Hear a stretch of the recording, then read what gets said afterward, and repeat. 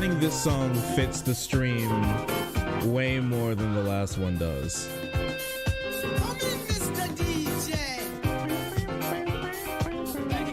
Now this is a good one.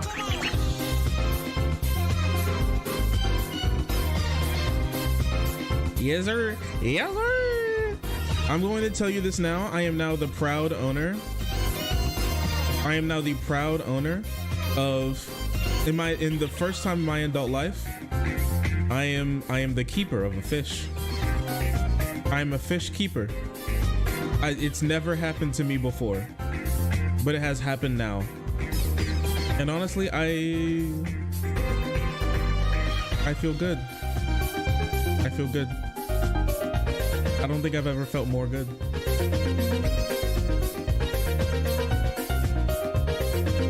He's such a good boy. I love him. Oh, what type? It's a... Whoops.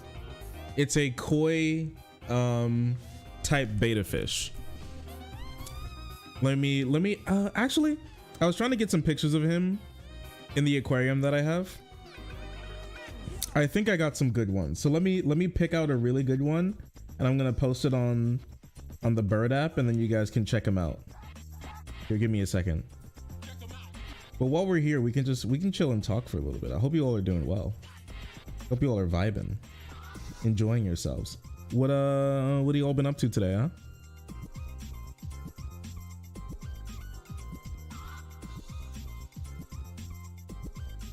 It's not like a super, well, it's a pretty heavily planted tank. And so betta fish actually come from Thailand, which is really cool. They're Taiwanese. That's not true. I was about to say they're Taiwanese. They're absolutely not. That's not true. They're Thai. There you go. That's what they actually are. And so they come from places that are pretty heavily covered in plants. And so I was like, you know what? I feel like a betta fish would really work here. And honestly, I think they do. He's been really enjoying it. He's been having so much fun. I've been watching him swim throughout the leaves and stuff of some of the plants that I have in the aquarium, and he seems to be enjoying himself. It's been really nice. You don't see betta kept in really nice tanks that often, which is super unfortunate because they really deserve it. And so I was like, what could I do for the boy? And well, actually, at first I wasn't really even thinking about keeping fish in this tank. I thought it was just gonna be like a little tank with microorganisms and snails and stuff. But then the more I looked at it, the more I thought that it could definitely use it could definitely use some more wildlife, you know. And looking around, I was like, what possibly could fit? It's a not very big tank. It's a reasonably small tank. So I didn't want to stock it like crazy or anything. I didn't think that'd be responsible. And so like probably one small fish could probably work. And I walked into the store and they had a selection of betta fish that just came in. And one just really stuck out to me. He's like red and black and blue. And I was like, that's one of the prettiest fish I've ever seen. And as I was walking throughout the store, people were like, that's a pretty fish, you got a good one. And that's when I kind of knew he was also the most active. He was swimming around, he was looking in places, you know. He looked at me when I came over, and at that point I was like, I think I've been chosen by the fish. I don't think I chose the fish, I think the fish chose me. And so I was like, you know what, brother, I'll save you from the cup. It's time to, oh, here, one second.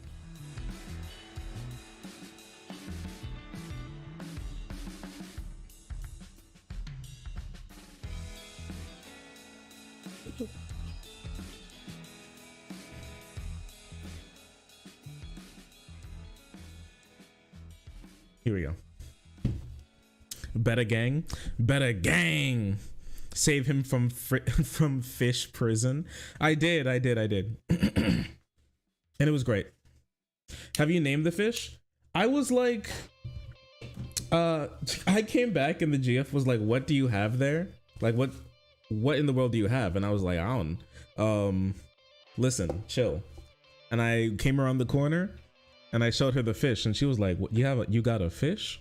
I was like, yeah, I got a fish. Of course I got a fish. To put in the aquarium that I've been keeping for a little while. And honestly, she took a liking to him. She really likes him. And I was like, we have to come up with a name for him now, right? Since he's a part of the family. And she was like, and she took a second, she thought, and she was like, Jasper. I was like, Jasper? Really? She was like, yep, Jasper. That's the name. And I was like, okay, all right. And so Jasper's the name. Jasper's the name. That's just how it works, I guess. So welcome home, Jasper.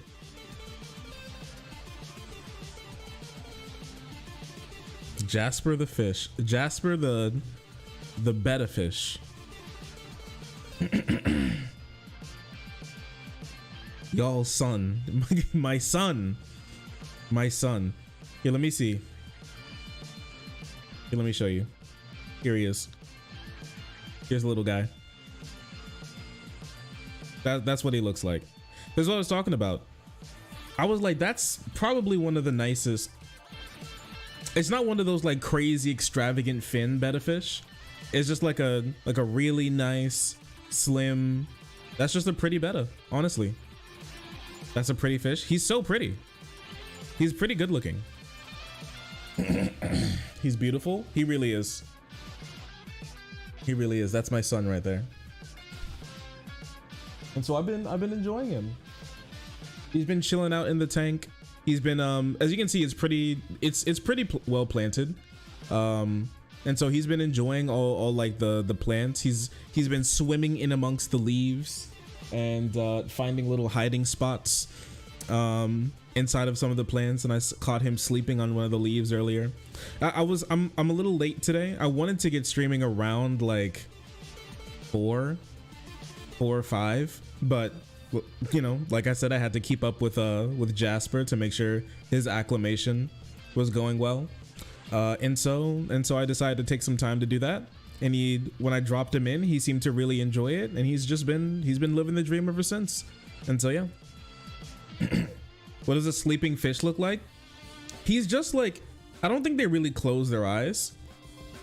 With betta fish, they like to sleep on leaves, and so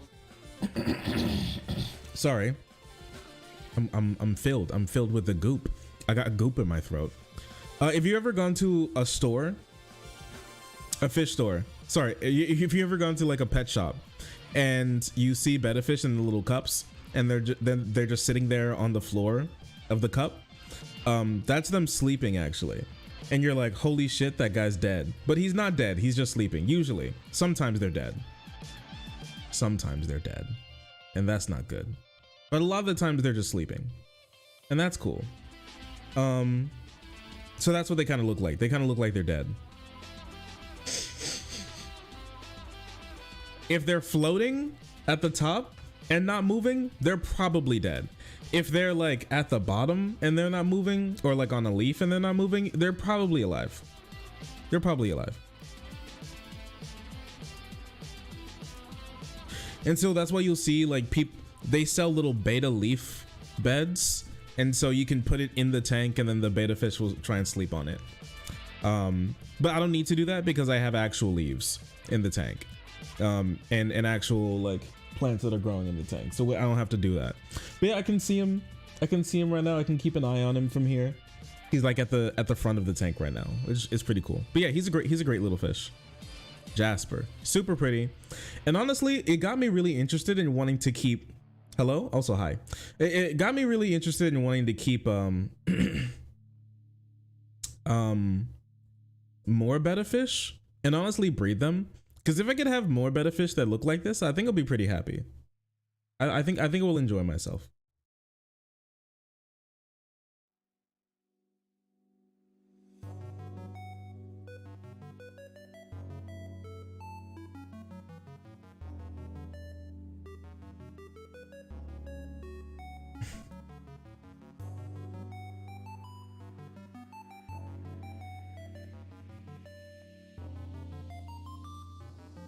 Shark, hog. Oh my goodness. Terranix, thanks for the gifted sub to Peanut. I appreciate you. Thank you. Thank you. Thanks for that.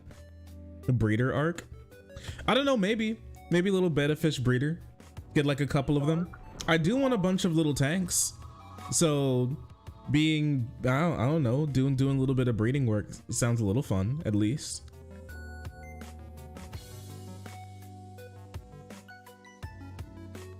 You're going to get me through grading students' work list. Sorry, going to get me through grading the last of my students' work tonight. Thank you for streaming, buddy. No problem. I'm glad to be able to help. You breed omegas, not betas. What the fuck? You keep that shit away from me. Oh man, you keep that shit away from me. Anyways, I hope you all are doing well. So I guess this is my my time to be chilling with Jasper. One thing I'm really hoping Jasper will do is kill the baby snails. That's something I'm really hoping for. Like, baby snail murder is something that's like really important these days. Cause like this, it's like, I'm sorry. I say I'm sorry, but I'm not. Yeah, I know. There's too many baby snails in there. And so he needs to start killing them. And so I put him in there, and betta fish do indeed eat baby snails. And so I was like, I really hope he gets done with that. And thankfully, when I put him in the tank, one of the first things he did was he looked at some baby snails. He was like, God damn. He was like, God damn. I think I'm gonna gobble that shit immediately. And I saw him eat one of the baby snails. He's like, God damn, you look delicious. And just put that infant in his throat. And it was great. It was perfect because there's way too many baby snails in the tank. I accidentally overfed it earlier in the month. Actually, late last month. I think I overfed it. I gave them like a whole algae wafer, and I think I should have given them at maximum half an algae wafer. And obviously there's like dying, like all the plants acclimating, the leaves drop, they've been eating the leaves and stuff like that. And so they've had a lot of food to eat, and so they're like, damn, we are in the land of milk and honey, we better start fucking immediately. And they started dropping eggs like crazy. I had to crush some eggs actually that I saw on the side of the tank a little while ago, but I can't do it all. And the other day I looked in the tank, and on some of the leaves there was just like a bunch of little dots, and I was like, what was that? And the closer I looked, I saw that they were like moving very slowly, and I was like, those are baby snails. And so them being, you know, not allowed to continue with this rapid growth is very good for all of us. It's very, very good. Abortion Andy, late term abortion even. Snails be breeding too much. They really do. Making a chunky fish. I'm not gonna be overfeeding him, I hope not. The only thing that I worry about is like overfeeding him, really. So I'm gonna try not to do that. I really don't want to do that, so I'm just gonna do my best to make sure that he gets like enough food, but not too much, especially since he's going to find stuff to eat in the tank already, since there's like microfauna in there already that's gonna be like, you know, I have scuds and daphnia and stuff in the tank. So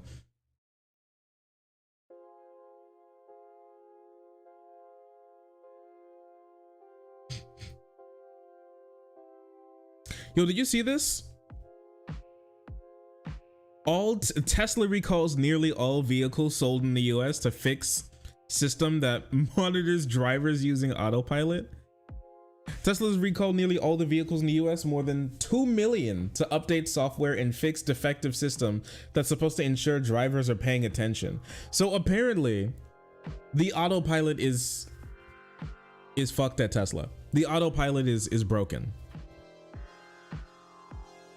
How do you afford Scud missiles? By being a streamer, obviously. Do you see how much, how does Pokimane be able to afford buying the fighting game championship, huh? You ever think about that?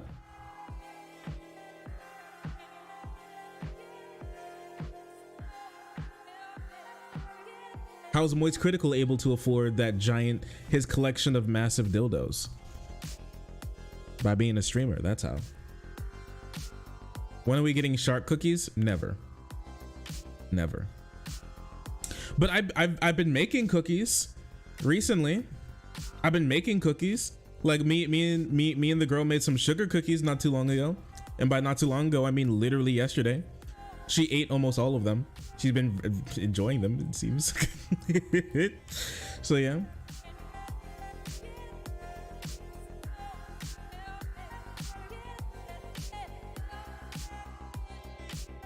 Shark cookies? Shark cookies. Bro, is this music from Fury? Yes. It do be. Who could have imagined that Tesla's magic auto driving car was not magic after all? Honestly, not I. Documents posted Wednesday by the US safety regulators say the update will increase warnings and alert drivers and even limit areas where basic versions of the autopilot can operate. Wait, there's some areas where it's not even safe to operate the autopilot? The recall comes after nearly 2-year investigation by the National Highway Traffic Safety Administration into a series of crashes that happened while the autopilot partially automated driving system was in use. The agency says its investigation found autopilot's method of making sure that drivers are paying attention can be inadequate and lead to foreseeable misuse of the system. And by that they mean the like the orange method. If you remember the incredible orange method that people showed.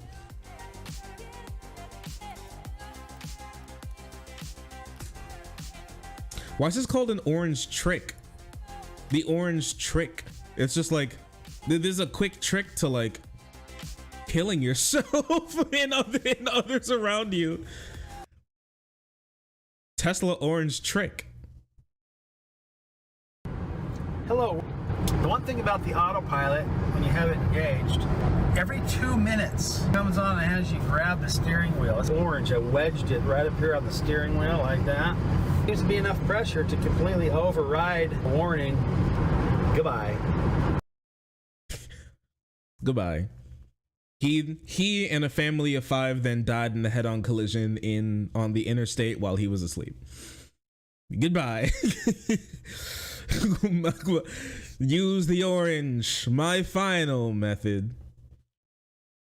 My final message. Goodbye. This was a deleted video. This video is deleted now. Debunking Tesla autopilot orange. Okay. At least he got a nap in. He did get a nap in. That's really important. Tesla autopilot for 24 hours straight and the guy's like sleeping at the wheel. I've seen that before. Debunking. What do you mean debunking? I literally see it right here. You can't debunk it. He puts the orange in the shit and he falls asleep. What is sleeping during Tesla autopilot? I don't like, what are these videos, man? Why would you be doing this? Imagine an EMT's paramedic try to pull up at the scene. The car is full of oranges and your sloshed body. Maybe what they do, it's like, you know how people like, they throw a person on the horse and they give the horse a slap on the ass and it goes, nay, and starts running. Maybe you can do that with Tesla autopilot, you know? But if you need to get your like oranges from one end of the city to another, you can throw your oranges just in the driver's seat and then just wedge one in the steering wheel, type in the coordinates, the Google coordinates, and then you can just run that bitch. And you can get them there and lickety split. Literally, Jesus take the wheel. I mean, it is a little bit of Jesus take the wheel if you think about it. I mean, from some of the ways I've seen these people talk about Elon, he might as well be their Jesus. I think he might literally be their Jesus too.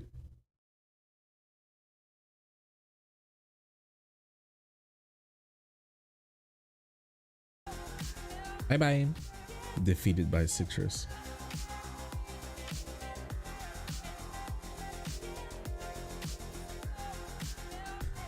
Whoop. Shares of Tesla stocks slid more than 3% earlier, but recovered amid the board stock market rally during the broad stock market rally to end the day up 1%. Wait a second. There was a stock market rally today? Wait a second.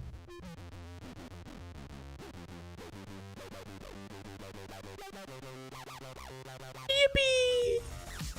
They're right. There was a stock market rally today. Crazy. I'm hopelessly addicted to citrus.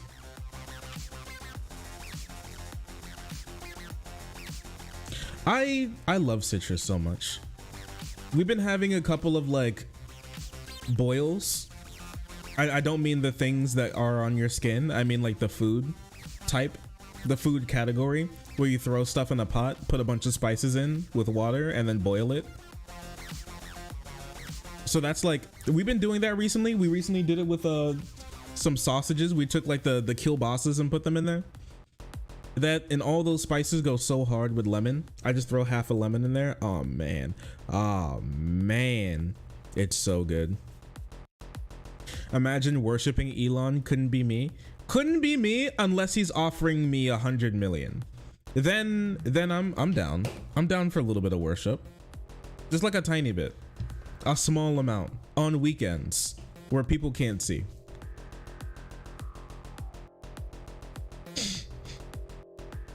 The attempt to address the flaws in the autopilot seemed like a cease of too little. Wait, so, my goodness, I can't read today. Listen, I need my reading practice, okay? The attempt to address the flaws in the autopilot seemed like a case of too little too late to Dylan Angulo, who was seriously injured in 2019 in a 2019 crash involving a Tesla that was using the technology along a rural stretch of Florida highway where the software isn't supposed to be deployed. This tech is not safe. We have to get it off the road. Bro, can you imagine being hit by a Tesla? You don't have to imagine it because you won't know what happened. You'll just wake up in heaven. You'll end up like a JJK character. You'll just wake up in heaven. You know, it's just, you'll be driving down the road and you'll blink and then you'll see the pearly gates and you're like, what the fuck happened? Bro, they'll be like, Tesla autopilot. Fuck, damn it.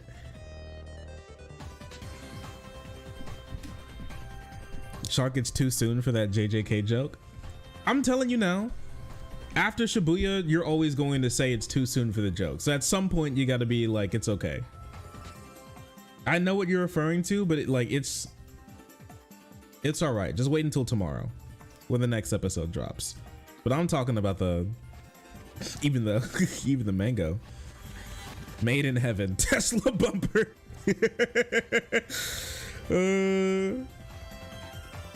I get scared of seeing Teslas on the road, unironically. Actually, the craziest thing about me is that we don't live somewhere super close to the hustle and bustle. I'll put it like that. And we have a lot of Teslas where we are. Actually, we have like a bunch of Teslas around here because a lot of people work in big cities and then go to like the outskirts and suburbs and stuff like that. They drive out of the city, and so they have a lot of money, and so there are a bunch of Teslas around here that I've noticed. And I don't know, I was driving around in my car and the Tesla Model Y was the GF really likes Teslas, and she's kept up with Teslas since forever. She like really wants a Tesla.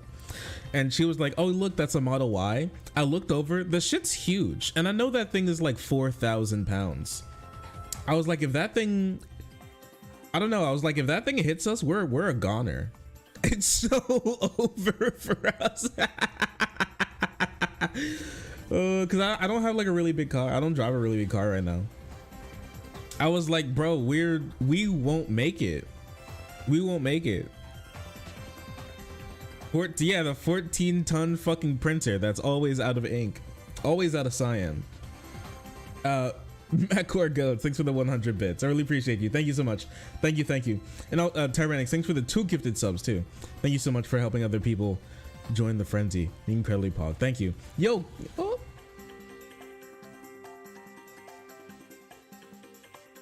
Sorry, 1 second. Chevy Electrics are better than Teslas. I don't know which one. No more BMW. My old BMW, it got totaled, unfortunately. Not a crash, just like engine problems, to the point where it was be more expensive to just buy a new one than to just like, you know, than to do anything else. So had to give it up. So I'm technically carless right now. I'm driving somebody else's car right now, but I also don't drive that much, so it's not that big of a problem.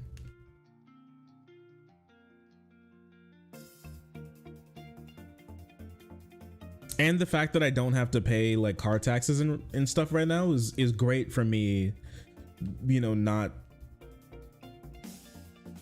being poor or as poor. So cars make you poor. Remember that. Remember that.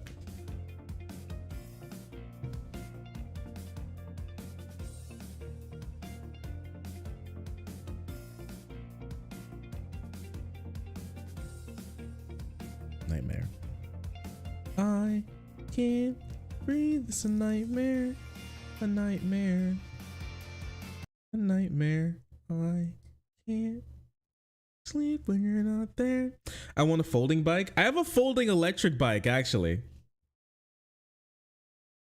I have a folding electric bike, actually, and it's really good.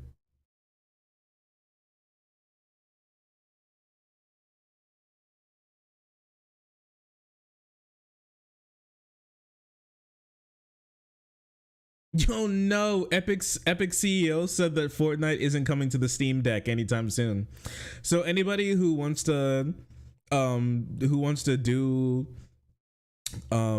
the fucking anybody who wants to do the surf and bird dance while listening to the Taylor Swift with your friends while jamming in Fortnite, your ass is not going to be allowed to do that on the Steam Deck. I'm sorry, bestie. It's over. It's over. I'm sorry. Sag, I think you can still do it. It's just not normally. You won't be able to just download it normally. Also, he probably couldn't care less about the Steam Deck. He's probably like having people go down into the dungeon and whipping and cracking the whip over the heads of the developers, making the Epic Deck here soon. Like thinking up ways to make the Epic Deck. So he probably couldn't care less, if I'm going to be completely honest with you.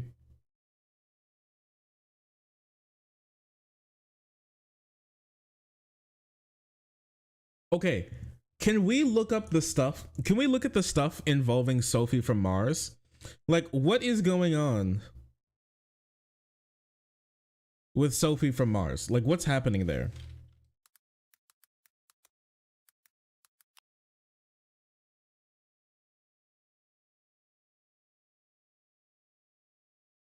Does anybody know what's going on? She's a super abuser. She's a gross woman, a predator. A super abuser, not even a normal abuser, a super one.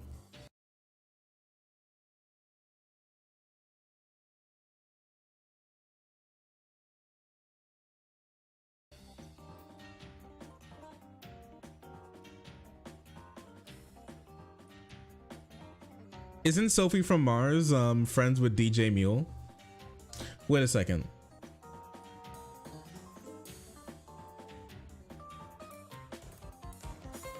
One second. And yes, the answer is yes.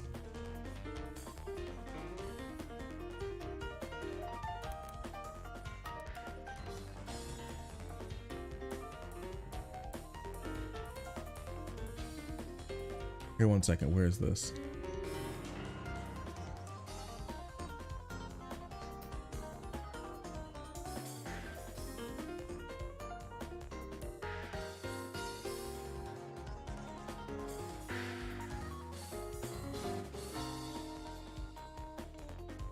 I'm trying to find. There was a clip of DJMule talking about Sophie from Mars, and somebody was like, "This aged terribly."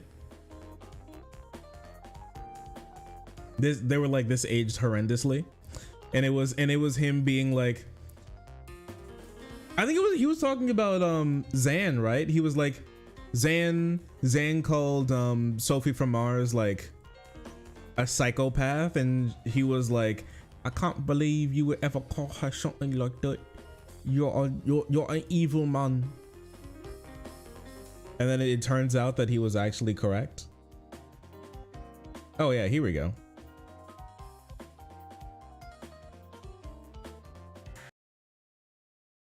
Thank you, Annie. Very cool. So, talking about bad faith, this is bad faith in its entirety. While Xanahol is talking about this, his chat further adds to the narrative that Sophie is a monster, calling her a psycho amongst other bad faith arguments. Who is this Sophie? It's not the Sophie I know. The one that I've spent literal days with, who loves and cares about her friends. She loves and cares about her comrades so much and is desperate to get people to change the horrific world that we live in. I certainly wouldn't call her a psycho. So, talking about bad faith, this is bad faith in its entirety. While Xanahol is talking about this, his chat further adds to the narrative that Sophie is a monster, calling her a psycho. So yeah, there we go.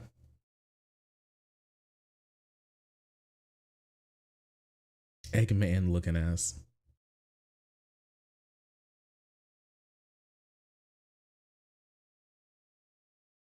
All right, we can take a look.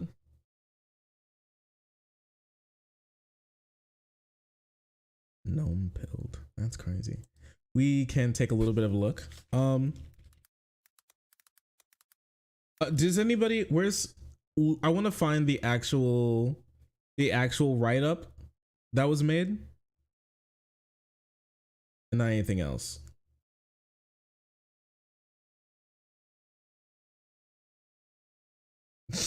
Wait, putting cigarettes on people.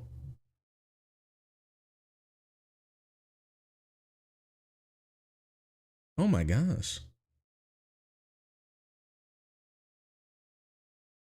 Okay, so apparently there's multiple people who came out. Where's the original write-up? Did Chud post the original write-up?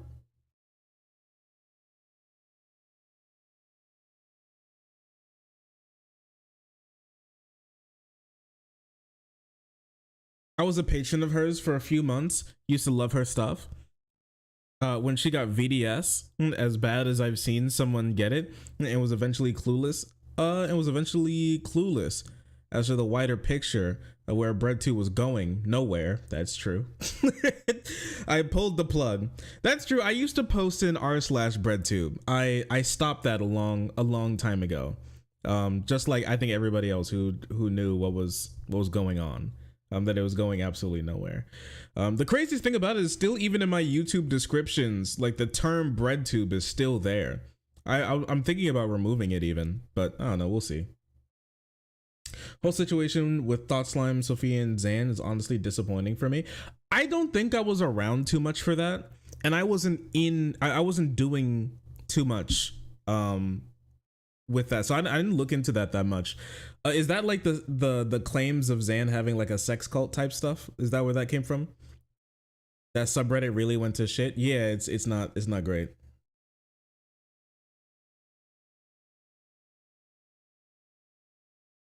Yeah, it's not great. Not great at all. Alice Avizandum. Let's see.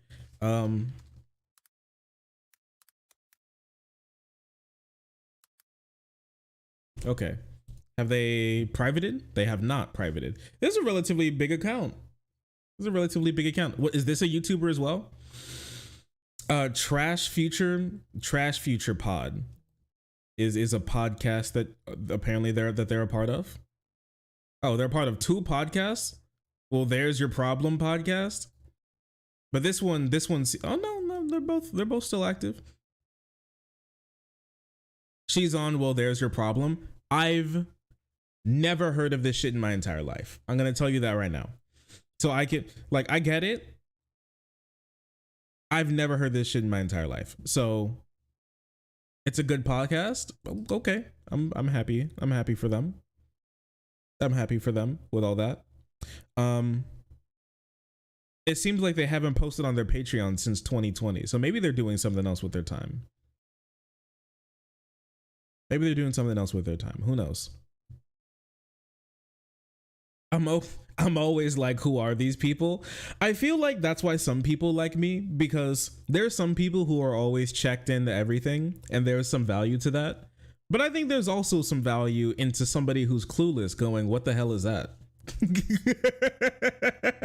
And that's the type of timing that I'm moving on personally, is the what the fuck is that type timing, you know? That's where I am. And so that's the type of value I think I provide every now and again. Sometimes I'm knowledgeable, sometimes it's a big what the heck is that type situation. Who are you people? I was following the Zan Kafala stuff this week. Wish I hadn't. I absolutely have not. I have not. And I will not start now. Much love, okay? Many kisses. But honestly, probably even the most kisses, okay? And one singular hug. Okay, so here's this. I didn't want to look at somebody else reposting it. I want to see, apparently this is the source. I have to talk about some bad things that happened. So Sophie from Mars is a content creator, YouTuber, podcaster, I believe occasional streamer. Oh god, oh goodness. Yeah, occasional streamer, and has been pumping out content. They're not the most. They're like one of the Patreon tubers, you know what I mean? Where they're like, most of their stuff I think happens on Patreon, and they post like 4 videos a year type thing, which isn't like it doesn't sound bad. I mean, listen, I'm gonna tell you this right now. Sometimes I wish I could post 4 videos a year. Oh man, the type of, I mean, you know, being a streamer and having this type of streamer and having to keep up with work constantly. Like goodness. I miss a couple days and I miss an entire news cycle. But yeah. Anyways, Jacob Geller gave her a shout out very recently. Her work is respected. Yeah, her work's respected. She's posted some pretty big videos recently. About Palestine recently, a little while ago about pressure, prodigy, prophet, this type of stuff. Ye West and the fascists who love him, right? Like on Kanye West, some media analysis, you know, the classic video essay channel. We love politic, we love media analysis, stuff that both things that I don't really, media analysis is shit that I don't really do unless you're talking about Jujutsu Kaisen. Then I can go crazy. I can talk your head off about that. My goodness. They've also done speeches as well out there. You know, they've done some stuff. They've done some real stuff. Their work's respected, right? But recently it seems like they've been accused of impropriety. Abuse is what I'm hearing. So let's hear about it. So obviously the CW for all that and whatnot. Take a look at this. Sophia from Mars, McAllister is a danger to other trans women. A danger to other trans. Now that's a really big claim. Okay, so let's keep that in mind. Danger to other trans women. I don't know if she specifically dates only trans women or something, but apparently she is dangerous to her partners. Okay, that's a bold statement to start off the entire as like the top line. So let's get into it, I guess. We're a group of trans women who have been harmed by Sophie. A group? She's got like a whole gaggle like this. You know what's bad. Listen, here's the thing. I'm already pretty, the way that this starts, I'm already pretty like, this doesn't seem good. because when like false allegations or whatever come out about somebody, it's more likely than not usually just like one person who's making that accusation, and like their friends back them up, but not people who all have like firsthand experiences that are all separate but coming to the same conclusion, which is of somebody being abusive. When that stuff happens, way more likely than not, and obviously more likely than not when like just one person comes out and says something bad. But when somebody's usually an abuser, there's more likely than not multiple people out there who they've harmed, and so it's in like line with the type of abuse that I've heard has been going on here, that has been alleged. So let's take a look here. From some of us have dated and been in relationships with her. Many of us have hooked up with her. Okay, all right. She has been abusive, controlling, indifferent to our consent, or is absent, or its absence. Oh my goodness, that's a crime right there. And catastrophically selfish. Some of us have been permanently physically scarred. Some of us have had drugs pressed on us. All of us have been left seriously hurt, both emotionally and physically. Now, this is crazy. I wasn't expecting this type of like physical abuse to be alleged here for this type of stuff from like a YouTuber. Like what was the last YouTuber like in the space who had like really big bad allegations come out against them? What was that, like We're in Hell? Like that guy, wasn't he accused of harming a woman, being mean to women, or a specific woman in general?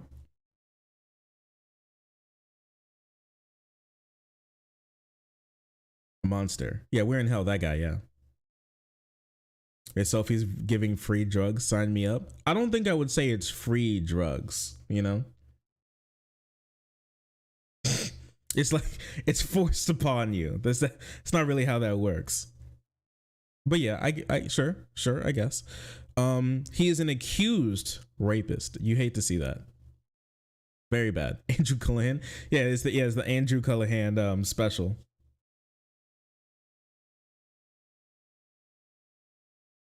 I think he said he did it. I think he admitted to at least some of the accusations against him. The whole situation with thoughts on Sophie, then shitting on Zan, and he's the victim of abuse and making stuff up about him. Sophie has made up stuff about Zan that is specifically true. I mean, Chud posted this, but I actually remember seeing this tweet. This is Sophie. Strappy New Year. That's crazy. I love saying Xander Hall has a sex cult far more than I love carrot cake. And I love carrot cake a lot. In response to Thought Slime, who was also saying that Zan had a sex cult and stuff like that, right? Classic. Yeah, that one's evergreen. And also, you knew something was wrong when she came out and was like, I love carrot cake. Fuck you mean? You love carrot cake. What are you talking about? Freak. If that aged like milk. Yeah, that's true. You know what? You know the craziest thing about it is that apparently she's the one who was running the sex cult all along. I just thought about that. Wait, it's kind of true. She was accusing Zan of having like a sex cult where he was mean to trans women. But apparently she was the one who had a sex cult the entire time while she was abusing trans women. Projection. That's crazy. Like, haven't the girls been through enough? Do you really need to torture them in their relationships? Like, genuinely? It's almost like it's projection, most like 99.99% of the time. Yeah, it's quite remarkable. Who the fuck eats carrot cake? Good question. Abusers, apparently. And when people from marginalized groups do shit like this, yeah, because here's the thing. One of the biggest tweets that I saw about this whole situation, the tweet that's like second biggest to this tweet in particular, was from Andy No, who was dead naming Sophie and was attempting to dead name the other people in this situation. to try to use it as all trans women are evil, abusive men at heart who want to beat women to death with their bare man hands, right? Massive Nazi bait, right? Makes the whole community look bad. I don't want to be like pick a struggle, but like you're a minority and you want to be an abuser as well. Like, is just living as a minority not enough? You have to cause, it's like being a supervillain at that point. Whole tragic backstory and all. Moving on though. We believe this represents a pattern of calculated intentional abuse by Sophie, and that there may be many more people she has harmed. We're publicizing this because the Whisper network was not enough to protect us. If Sophie had a reputation for being unsafe, we either did not hear about it or we gave her the benefit of the doubt. We believe that for the safety of the community, she must be linked to concrete, tangible harms. As trans women, we neither trust nor want the authorities to be involved in this case. An institutional transphobic system of criminal justice has no business here. We would not wish it upon our worst enemy, and it would make all of us less safe. We ask that everyone respect our wishes on this. Fair enough. I'm not gonna tell them what they like need to do. I mean, at the end of the day, sure, but I'm not sure if any of this would be enough to necessarily put her in jail yet, right? Just like straight up jail. Anyways, I think this group of people are people who don't even like believe. I don't think they even believe in jail, right? From some of the things that I've heard about them, I don't think they even believe in prison. So, I mean, I get that part, sure. That being said, if she's done something like super giga bad, at some point she belongs in jail. But at the, I mean, I think letting people know is the best thing that could happen. It's really hard to prove like abuse cases like this, especially if it's happened a long time ago. Like maybe they're able to get like a maybe they're able to get a conviction, but at the same time, who wants to go through that, right? And having all this stuff like out about them and going to court and stuff is probably a lot, and they probably don't want that either. So yeah, I mean, I get it. Sure, yeah, 100%. What happened with Sophie from Mars? Apparently she's a super duper giga abuser.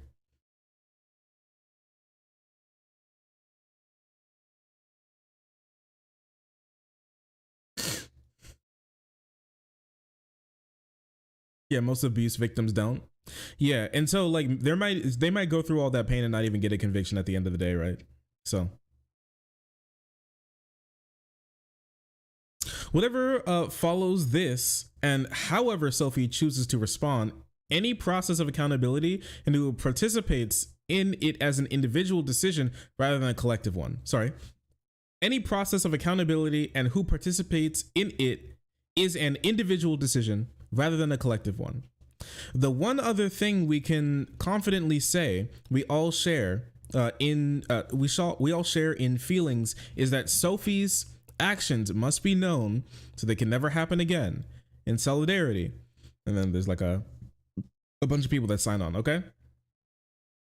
Ooh. The account you muted. Who's that? Oh my gosh, it's Philosophy Tube. Oh no, it's Philosophy Tube. Oh Lord. Because Sophie from Mars has actually collaborated with Abigail Thorne, Philosophy Tube, before. So that's actually crazy. You muted Philosophy Tube, Keck W. Listen, chill. Be chill, okay? For one, be chill. Two, it was a while ago while she was going nutty mode on the timeline, and everybody kept pulling her shit on my timeline. And I'm like, I don't want to see this woman lose it on my timeline right now. So I muted her a long time ago. I forget what was even necessarily happening, but there was like a little mini drama that was happening with her a while ago, and the shit kept popping up on my timeline. I'm like, get this woman off my timeline immediately.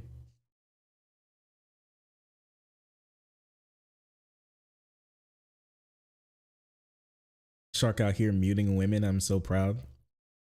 What was that one crazy Trump quote while he was up on stage?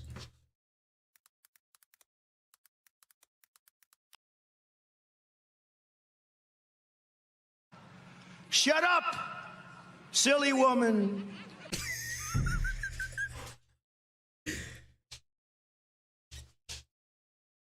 Hey, buddy. Oh, you just put him in here and then close the door like a villain? No. He came in, the door hit the door stop and closed. I hate how much I love that lunatic. Oh, baby! You've brought me pasta. I'm actually really hungry. We're listening to somebody in the community being the perpetrator of multiple instances of abuse towards minorities. Yeah.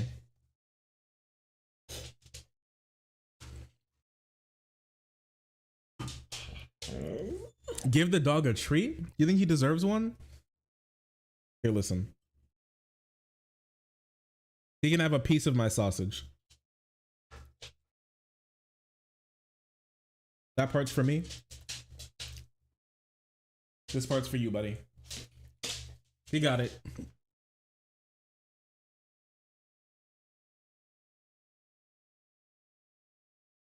Hey, yo, baby doll. What's your take on carrot cake? She likes carrot cake. Guys, I'm unsafe. Love you, babe. No, nothing. It's okay. I mean. No, it's okay. Shut up, silly woman.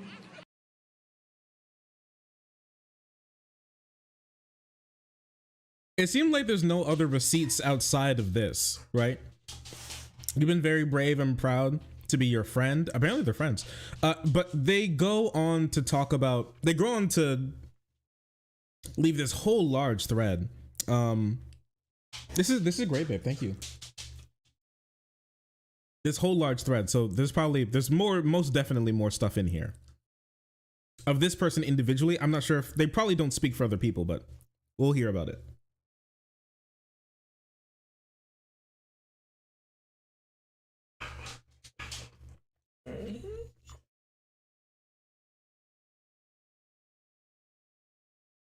You don't like carrot cake, Shark? I don't like carrots. I'm not a fan of carrots. I'm sorry. Kakarot cake? Not you too? But you love carrot cake? Well, she loves the sweetness of it, apparently. They go on to say, difficult to articulate what I want to say personally here. This is maybe a strange thing to say about women whose cigarette burns you still are healing from, but I can't make myself hate Sophie. So this is a really big claim. So let's cigarette burns you're still healing from. We're going to highlight this one, and this one is going to be in red because that's a crime. That's assault. Like putting out your cigarettes on people and leaving them with like cigarette burns is insane. I don't want to destroy her career, but there has to be a warning. I don't know if this should be a warning, right? Or maybe warning, they mean warning to other people.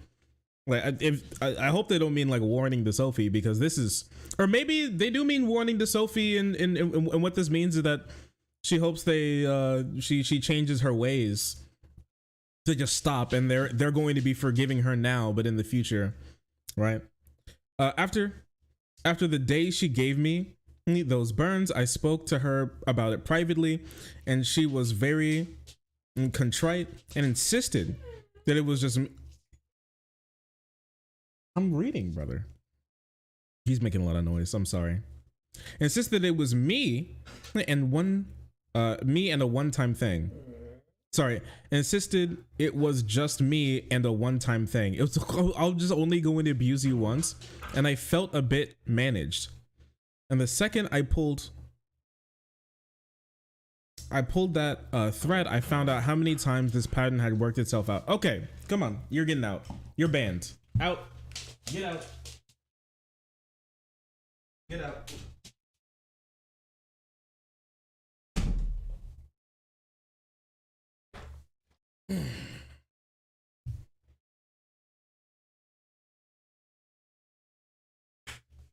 Anyways, moving on. It's been one of those situations where the more I think about it, the more I remember and the worse I feel. Even about things that in the moment I enjoyed and thought I did. And I think that's a common experience with her. What I want out of this is practically almost nothing. You don't even have to stop watching her content if she keeps making it. I just want her to not be able to convince anyone else that their unique extreme nature that makes her want to act like this. Sorry. I just want her to not be able to convince anyone else that it's their unique extreme nature that makes her want to act like this, because it isn't. That's very true. Like you like if your partner abuses you, it's not your fault that they abused you. If you have a problem in the relationship, the solution is not abuse, it's to like work it out or leave. Did the dog get canceled? Yes. Another thing I don't want or need is an apology. I'm not going to get into the is an apology good enough because it doesn't matter to me. I don't care about her intentions or her accountability or her process. All I want is for it to stop happening. If she wants to go and get therapy or something, good for her, but this is the first comparison that comes to my mind is an untactful as it comes to my mind, and it's so untactful as to be funny. It's like quitting smoking. You get whatever the help you need, but the only real test is whether you stop doing it. Okay. So this is the abuse that this person has suffered at the hands of Sophie, allegedly, which is like, and it's multiple too. Like it's not cigarette burn, it's cigarette burns. It seems like it's happened multiple times because this was, because I don't think anything specific was talked about in here. It's just like abuse, harmed physically, stuff like that. And then here is just like, we finally get concrete evidence. Well, not evidence necessarily. We get concrete accusations about specifically what had happened.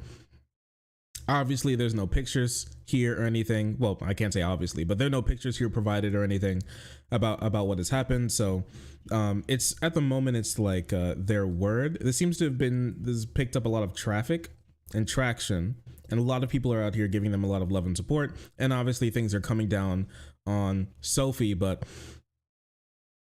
man, that's so sad. That's so sad. I can't even imagine that. I feel so bad for them and all those people. Well, I kind of want to listen to the DJMule one more time. So, talking about bad faith, this is bad faith in its entirety. While Xanahol is talking about this, his chat further adds to the narrative that Sophie is a monster, calling her a psycho amongst other bad faith arguments. Who is this Sophie? It's not the Sophie I know. The one that I've spent literal days with, who loves and cares about her friends. She loves and cares about her comrades so much and is desperate to get people to change the horrific world that we live in. I certainly wouldn't call her a psycho. Okay. I don't know. I just think it's crazy how he was like, I spent literal days with them and they didn't abuse me. Now, obviously this looks even worse than it did in hindsight. I don't think he had any knowledge of this. I don't think he was hiding any information. If he was, good Lord, please leave and never come back. Unless like a victim specifically told you never to say anything about this.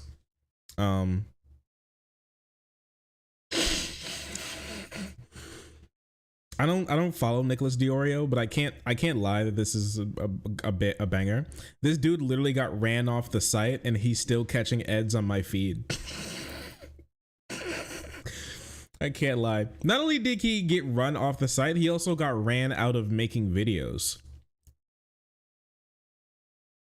And the craziest thing about it, about like that type of stuff, is that it's so easy to make videos. You don't have to be smart or interesting, really, or funny, even. I mean, look at Matt Walsh. He's like talking. He's like talking to like sitting members of Congress right now, and he's none of those things, and he still failed. That's crazy. I don't even think he has like a mental condition that held him, or like a physical condition that held him back. I think he was just a bad person. Wait, actually though, yeah, he's like, yeah, he couldn't get enough money on Patreon, so he said he was going to quit making videos and get a real job. You really do hate to see it. It could happen to any of us, so.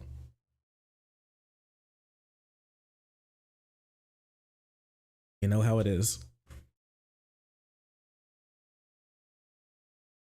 That being said, Sophie then replied.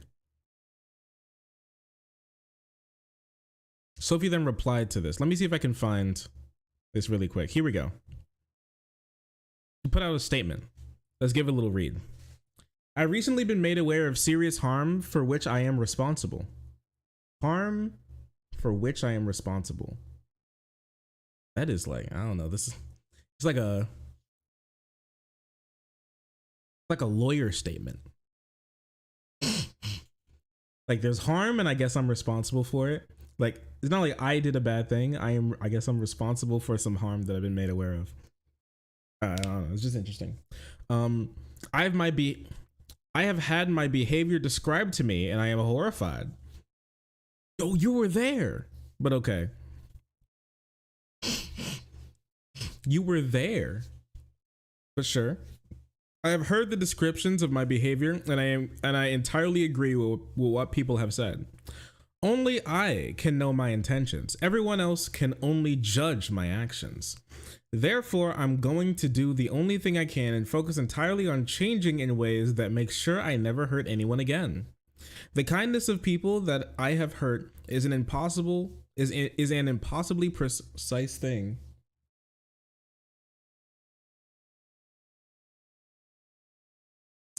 I can, impossibly precious thing, and I don't intend to squander it. You already have, but sure. I'm staying away from everyone who I've hurt and will wait for anyone who wants to contact me for anything to reach out. I'm committed to engaging in any process of accountability that is wanted of me.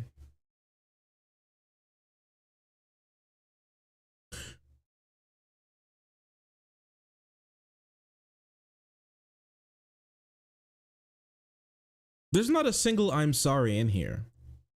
Is this the whole statement?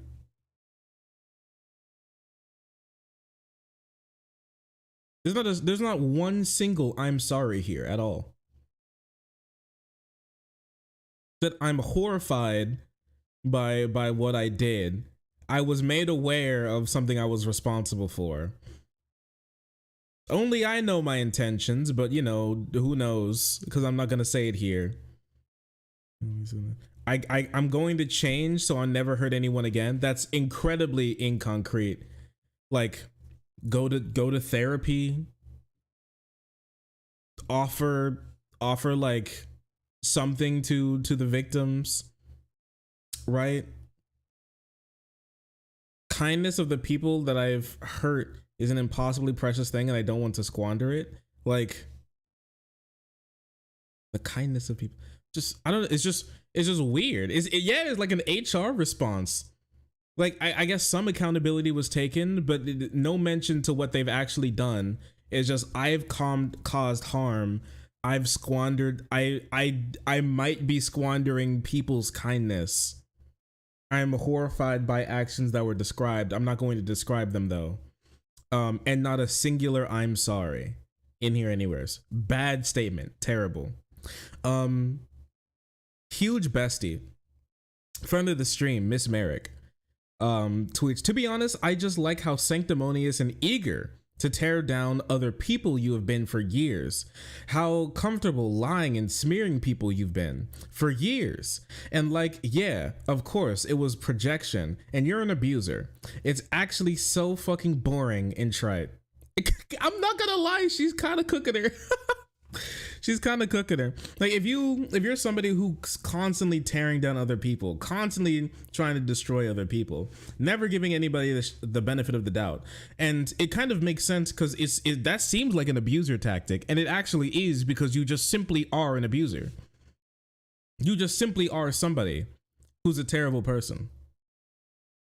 Merrick loaded up Twitter for the first time in a week just to simply say, "Shut up, silly woman." I think that's crazy, honestly. Well, but I guess that's why I guess that's why she's our friend, right? That's just how it is, right?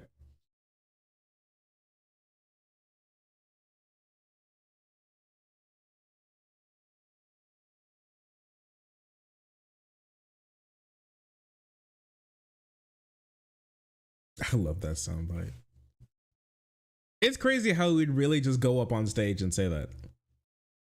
Shark has too much power with that clip.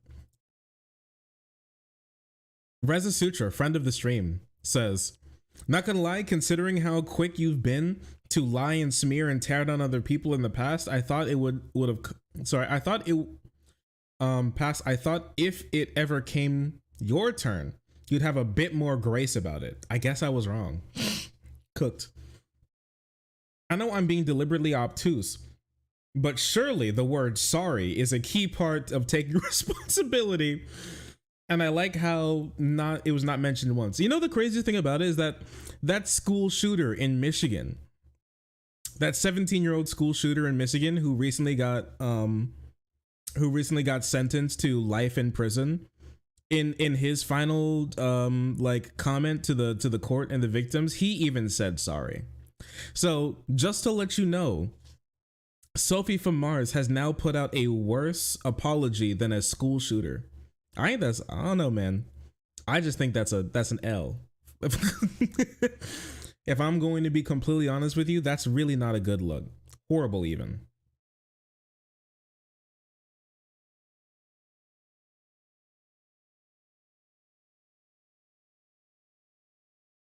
Let's got here. What did Sophie do? Super abuse multiple women. She didn't make a ukulele video. Well, yeah, but that woman also made a worse apology than a school shooter. How do you fuck up that bad? Yeah, I don't know. I don't know, partner. I didn't know burn. Yeah, my thing is, okay, wait, can we like go back really quick? Because Gay Fesh brought up like such a fantastic point. I have recently been made aware of serious harm for which I am responsible. You were not made aware of burning people purposefully with lit cigarettes. You weren't made aware of it. You've been made aware that they're now talking about it publicly. That's what you've been made aware of. This is actually such a terrible apology. It's like it gives off the impression that you were doing things and you thought they were just normal, and you didn't, and you had no, it's like you accidentally stepped on a cat's tail, right? And then you learn later that the cat's tail is broken and it needs to be fixed, and you're like, I've been made aware that I accidentally like really harmed that cat. Like, no, this is like you like punching a cat in the back of the head and it needed to be put down, right? And you did it purposefully. And then you go, I've been made aware that my actions have really harmed that cat. You piece of shit. Yeah. That's crazy. That's insane. Babe, have I ever harmed you? She says no. She says no, guys.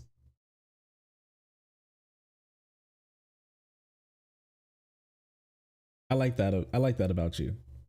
Mm-hmm. How not harmed you are by me. Yeah, I love that. Fantastic, even.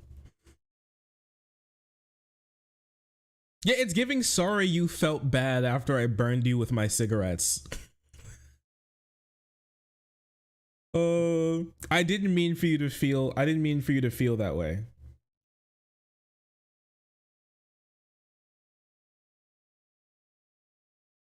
I think I owe you an apology. I believe I might owe you an apology. An apology where you don't describe what you did. You don't say sorry.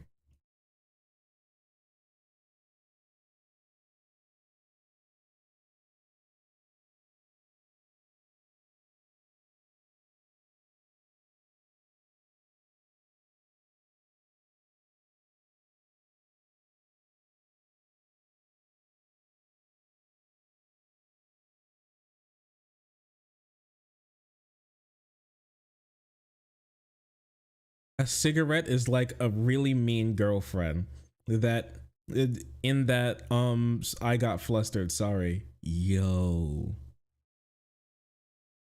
she thinks this shit's cute. She thinks she's cute.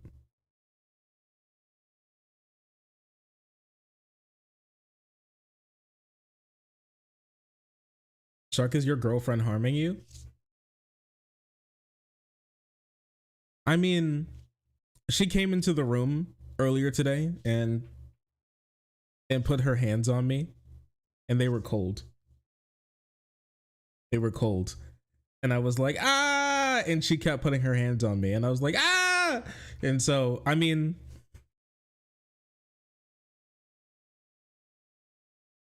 I'll take that how you will. I'm not going to describe what that is, but I'll take it how I'll take it how you will. Right? I thought you were immune to torture. Yeah, but she was doing soul damage. I'm not immune to that. Nobody can defend against that.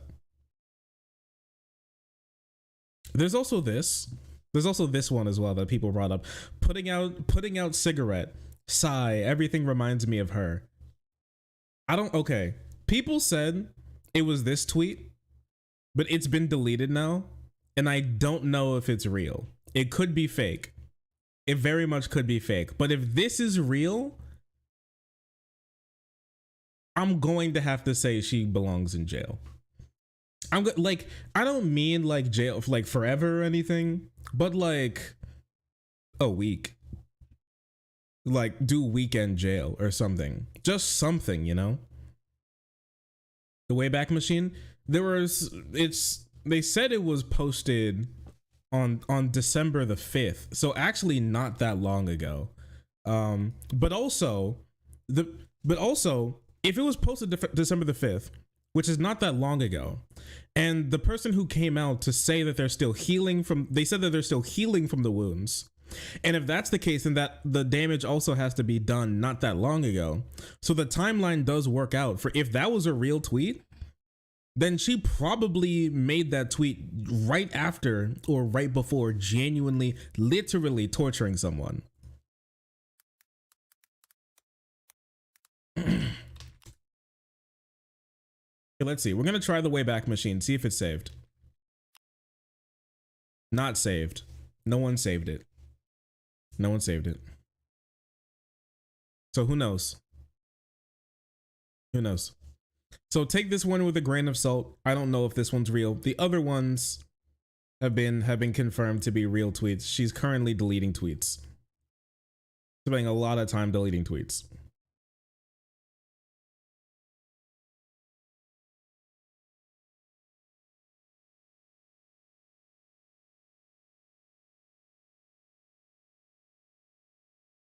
Burning evidence. I'm so exhausted. Can everyone who's secretly a monster just come out with it? I can't take this anymore. Yeah, it would be a lot easier if everybody who was just a monster just came out with it, so nobody would be scared. So nobody would have to, like, you know, worry about it really. That would be great.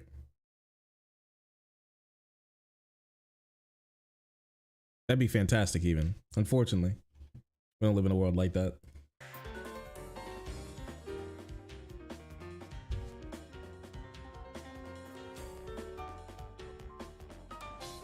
Putting a cigarette out on somebody is like a whole new level of disrespect.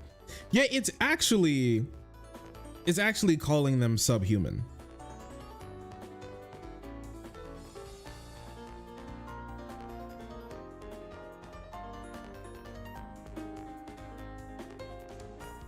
genuinely like just calling them subhuman.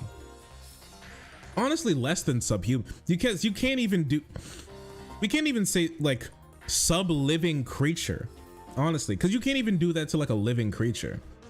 Like if somebody's like putting cigarettes butts out, like lit cigarettes out on dogs, like that person's a serial killer.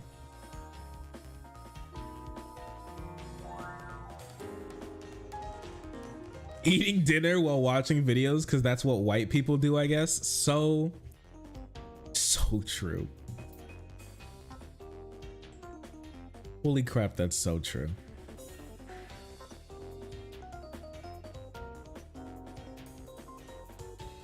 I've honestly heard less things that are more true than that.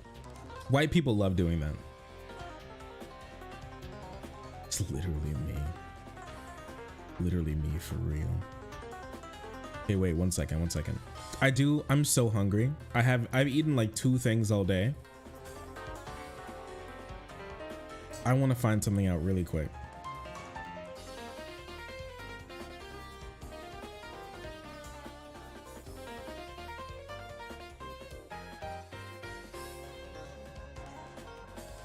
One moment, I'm so sorry.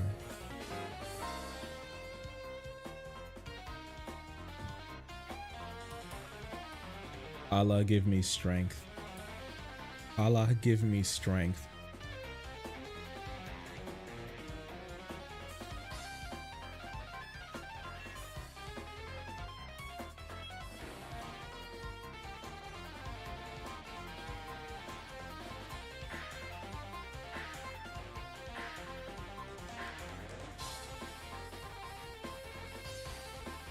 Oh, I want to do this. Totally reminds me. I want to look into the completionist stuff again. So Gerard the Completionist responded. Some of you probably seen this. Gerard the Completionist responded to accusations of against his Open Hand Foundation charity. And I would like to take a look at that a bit. I'm going to be eating just a little bit, but while we watch this, I'll obviously be responding to stuff too. But I wanted to just take a look at this really quick with you all to see what you guys think.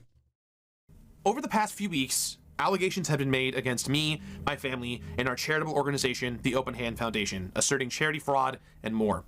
I'm here today to provide clarity and transparency to set the record straight. I want to make it 100% clear. At no point in the Foundation's history was there any criminal or financial fraud. None. I also want to touch on why I've been quiet for these last few weeks. A lot of folks have been That's actually for like police to decide. Saying that if I didn't do anything wrong, that I should have said something sooner, or that my conversation with the accusers was considered my full side of the story. But when there is allegation after allegation being made, it takes a long time to gather the evidence and facts to refute claims. This will be my only video response on this matter.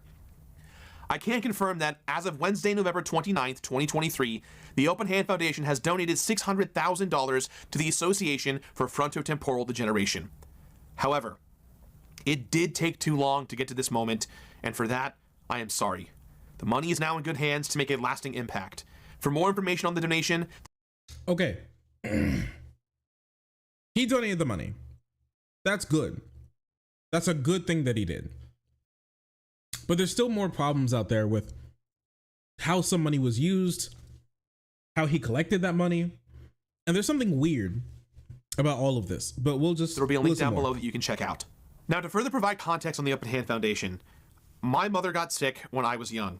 She was diagnosed with frontotemporal degeneration, a form of dementia that far too often goes undiagnosed or misdiagnosed. I was 10 years old when signs of her dementia started showing up. She was officially diagnosed with FTD 4 years later when I was 14, and she died when I was 25. My mom's battle with this disease lasted nearly 15 years, and after experiencing the struggles and hardships of caring for someone with dementia, we decided to start a foundation in her honor. Before this, my family had been donating money as well as spending time with my mother, academics, and doctors to help them with their own understanding of FTD.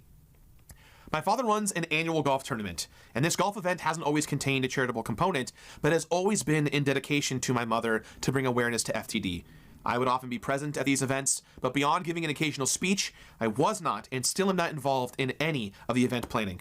In 2018, I took two things I'm passionate about: indie games and charity work, and started IndieLand to highlight the indie game community and raise money in honor of my mom for a good cause. During several recent IndieLand events, press interviews, and podcasts, I went on record saying where the money was going to and that the Open Hand Foundation had worked with various organizations. At different points, the foundation had been in communication with or considered several of them, but it was not appropriate for me to make such statements when final actions had not yet been taken. The Open Hand Foundation's goal was to make a large impact by donating the money to the right place. And a lot of the conversations that were had with various organizations involved the funds not being restricted or came with extremely high administrative costs. Look, any way you say this, action needed to be taken. And to that point, I'm sorry. I'm disappointed that I was not more straightforward regarding the foundation's timeline for making donations, and that I made statements potentially implying donations were made when they had not yet been. It took too long for clear action to occur, and I apologize for all of this. I don't implying donations were made when they hadn't been. I don't know, man. It's just like, it's really hard for me to say you implied when you were just like, we're a funding, he said specifically funding partner. My question is, what the hell is a funding partner if you're not funding them? What, you have fun with them? What is a funding partner? What's a funding partner? What is that?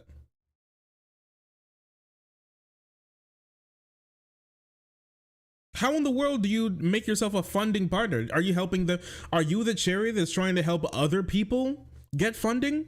Trying to have other people give them funding, but you don't give them funding? But such inaction was not done for any selfish or malicious reasons. I want to take this opportunity to apologize to any developers, publishers, content creators, and special guests who were involved with the various events. I'm also very sorry to this year's IndieLand sponsor. Their team was incredibly supportive and were a great partner to work with. Most importantly, I want to apologize to anyone who ever donated over the years who felt they were wronged or led astray by any of this. Dementia is an incredibly important cause to me and my family, and so many of you at home. Advocating for more awareness has been such an important part of keeping my mother's memory alive. As the Open Hand Foundation board is currently restructuring, I am taking this time to step away from my role as a board member. I am no longer a part of the Open Hand Foundation. For the foreseeable future, should the event continue, IndieLand will solely be focused on highlighting indie games. There will be no charity component.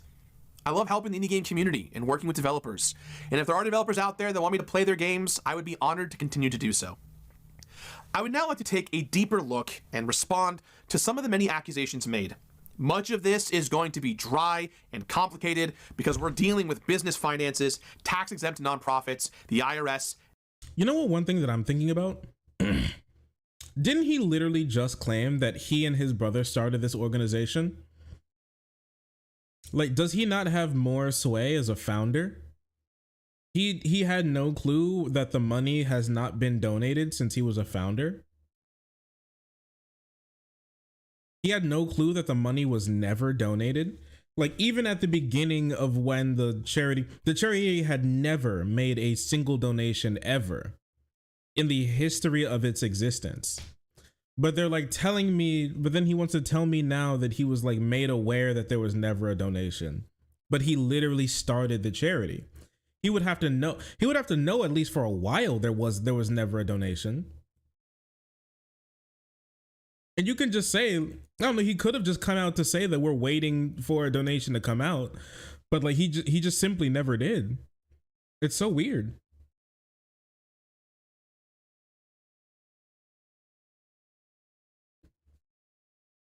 I don't get the feeling that there was any ill intent. I'm not saying that there was any ill intent. I don't know if there is any ill intent, but that's not what this is about. It's about him just not being truthful. And not being truthful and messing with people's money, which is like both two really, really bad things in my honest opinion, in my humble opinion as well. So yeah.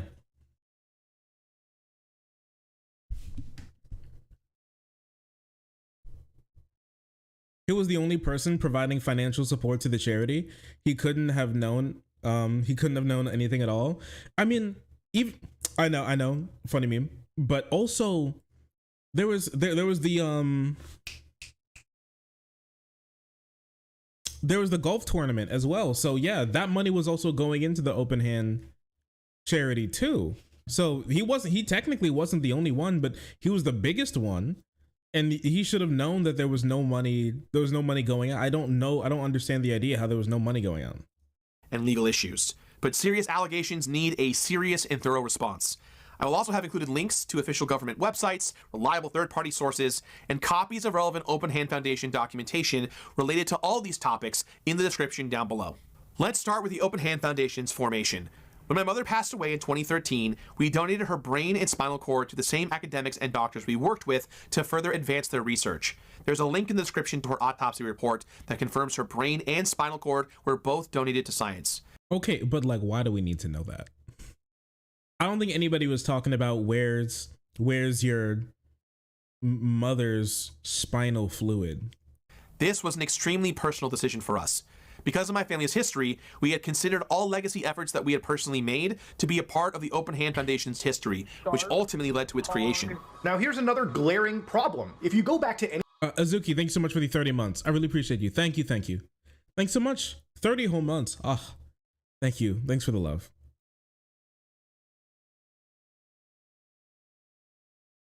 I'm kind of sus on Gerard, but his dad is also on top of my list of people behind this. Yeah, when the whole family is the whole family is a part of the charity. All I'm saying is that I feel like he's claiming two things at once, that he had no clue that there was never any money donated up until 2022, I guess last year, or like 2 years ago. It's either 2021 or 2022, a year or 2 years ago. He claimed that he had no clue that no money was donated. And then he said that he started the charity with his brother, meaning that he knew that they were collecting money because he was collecting money as somebody who started a charity. But then he would also have to know that there was no money going out unless he was just like the front man and then his brother ran everything and on the back end, and he never knew that the money was being donated and his brother was lying to him the entire time. And he just doesn't want to mention that there was no money going out at all. Ever.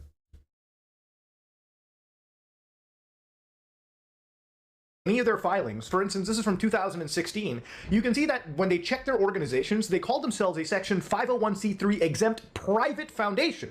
The problem with this is, according to the IRS, they actually have two designations, private foundations and public charities. Generally, organizations that are classified as public charities have an active program of fundraising and receive contributions from many sources, including the general public. In 2014, the Open Hand Foundation was originally registered as a 501c3 private foundation, which under the law is a nonprofit corporation formed to carry out charitable, religious, literary, educational, or scientific purposes that is recognized as tax exempt. When the foundation realized the limitations placed on the private foundations themselves, they sought out advice of legal and financial counsel and took action to switch to a public charity. In February of 2016, they filed to terminate the foundation's private status. For more information on the difference between private foundations and public charities, and on private foundations terminating their own statuses, I have provided links to the IRS website down below. In March of 2016, the IRS acknowledged the receipt for termination of private status and indicated to the Open Hand Foundation the necessary requirements the foundation must follow in order to comply with the IRS code. A copy of those notices are also down below with supporting IRS documentation. Further, based on the acknowledgement of the private status termination, the foundation was now required to operate like a public charity as described in the IRS code for a period of 16 months. However, the foundation was also instructed to continue to file as if it were a private foundation.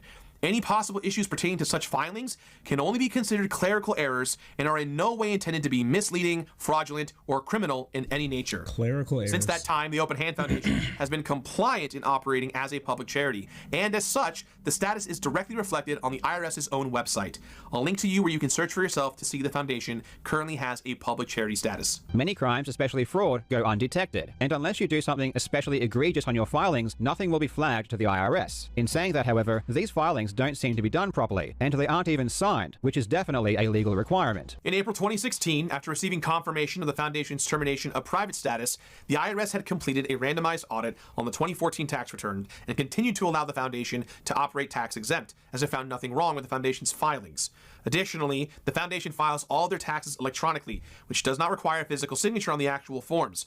Only. Okay, but here's the thing. Like, I'm pretty sure, and guys, correct me if I'm wrong, but I'm like pretty sure an audit is mostly just to figure out if you're like hiding money. if you're like taking money and like stealing it, or like you're hiding money. That's like mostly the thing. And if the money never went anywhere and it's just kind of sitting there, then like I would imagine like they don't, during an audit, I don't think they go through your Twitch streams as far as I'm aware. So if that's the case, I'm pretty sure it's just pretty easy to pass an audit as long as you aren't actively stealing all of the money. So I don't really know if that really is going to do much for anybody. Yeah, an audit is just to check if you're not bullshitting. Yeah. E-file authorization forms that are sent from a certified public accountant for electronic signature. Not only is this legal, but it is the industry standard for filing taxes here in the United States. The audit letter is linked down below. On to donations. There are generally two types of donations, unrestricted and restricted donations. Most donations are unrestricted in nature. By being unrestricted, donations can go to anything: research, administrative costs, travel expenses, salaries, or bonuses. Doesn't matter. Unrestricted donations come in the form of a donate link on the website, maybe a Twitch stream, or even a telethon. The Open Hand Foundation raised funds in an unrestricted manner with the intention to restrict a larger donation towards dementia research. Larger restricted donations ensure clear measures and direction, but can take time, whereas unrestricted donations are often instantaneous and not tracked. This is one of the big reasons as to why the donation took so long. The organization did not raise enough money to make the impact that would allow the funds to be restricted and avoid those high admin costs. Okay, but why didn't you just tell anybody that? And if that's the case, then what's the point of ever donating any money to anywhere? And if that's the case, is he saying that the money that they've donated now is going to do absolutely nothing and go nowhere, and there was no point to donating it at all, actually, at that point? And also, did you know that was what they were planning to do since you started the charity? Or did you like find, or was that the explanation that the people that your family behind the scenes gave to you to tell to people for why the money was never actually donated? Like what's actually going on here? Because if from the very beginning the goal was we're gonna get a lot of money and then we're going to donate it in time, so we'll have be able to get a restricted donation, and so it'll do the most work that we think that it's going to do. But if that was the case, then why didn't you tell anybody? Why were you hiding that the whole time? Who does that?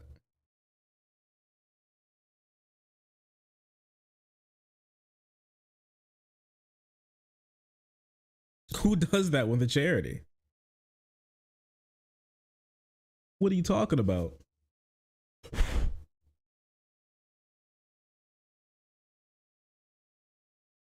Now let me walk you through the finances. Revenue sources for the foundation include direct and indirect public support, the golf fundraiser revenue, and Indieland revenue. The foundation's expenses include costs for the golf fundraiser and Indieland, operational costs, and various fees, totaling for $178,951.17 worth of expenses over the last 9 years. It's also factually inaccurate that all the money the foundation received in 2023 is unaccounted for. For starters, the Tiltify campaign for Indieland raised just over $64,315.95.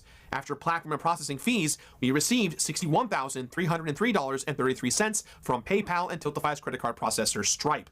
Adding the $15,000 sponsorship donation to the initial estimate income for Indieland 2023 equates to $76,303.33. This does not include merchandise, bits, or subscriptions from Twitch. However, there were real production costs when it comes to running this event. We paid for flights, hotels, appearance fees, supplies, food and catering, costs of goods for merchandise, etc. All of that totaled just under $12,000. This is still an outstanding invoice, as not everything has been received or paid yet. Income from Twitch subscriptions and bits, along with merchandise, have offset some of the production costs. So to say the money is missing... He stole that money. In my personal opinion, it seems like he stole that money. That sounds like thievery, does it not? Wait a second. Didn't he claim specifically during that stream that he was not going to be, he specifically said, we're not going to touch that money. We won't touch this money. All the money made through like streams and stuff, everything is stuff that we're not going to touch. And then he not only touched it, but he gripped it. He was loving on it, and then he threw it away. It's $12,000. Like, you're a pretty big content creator, aren't you? Wait a second. Gerard Completionist. He has 250,000 followers on Twitter. How many subscribers? He has 1.59 million subscribers. You know, his videos get like a decent amount of views, and I can imagine that they're like, you know, he gets like a decent amount of money from that. He streams and stuff. He has a Patreon. He has a Patreon too. 2,000 members, and the lowest is $5. Like, let's be honest with ourselves. Okay, so this is really easy to calculate. So let's see, how much money does he make in a month simply from his Patreon? That's like 2,000 21 times 5. He makes $10,000 a month simply from being on Patreon, period. So you're telling me for like a year you couldn't set aside just like a little bit of money to be able to pay for that? You couldn't set aside even the smallest amount of money to be able to offset this cost and make good on your promise of not touching the money that you definitely touched? The $10,000 a month that you make was not enough? Well, the $10,000 minimum that you make a month is not enough.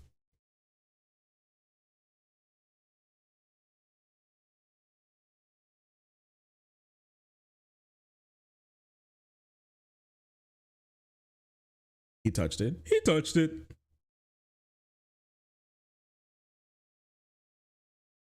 Wait a second. I found this video. It went kind of crazy.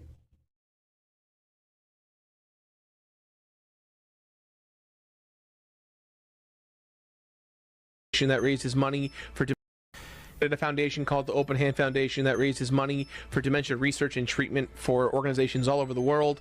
We're soon going to be partnering up with the Alzheimer's Association, currently working with the University of San Francisco, and we're kind of one of their main funding support partners going into all of this. And then I made statements potentially implying donations were made when they had not yet been. All bits, all donations, all super chats, all YouTube memberships, basically anything that's tied to donating or subscribing in a financial way to us is going to charity. We're not touching any of it. It's all going for a good cause. We're going to have a great weekend. We have a lot of games. And then I made statements potentially implying donations were made when they had not yet been. That's what I'm talking about. That's the we're not going to touch any of it. All YouTube memberships, basically anything that's tied to donating or subscribing in a financial way to us is going to charity. We're not touching any of it.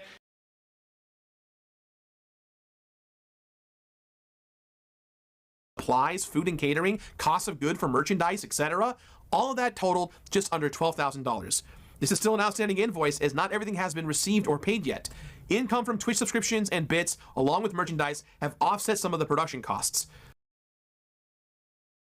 All YouTube memberships, basically anything that's tied to donating or subscribing in a financial way to us is going to charity. We're not touching any of it. Okay. I just want to make sure we're all on the same page. That was definitely touched. I've never seen something touched so much in my life.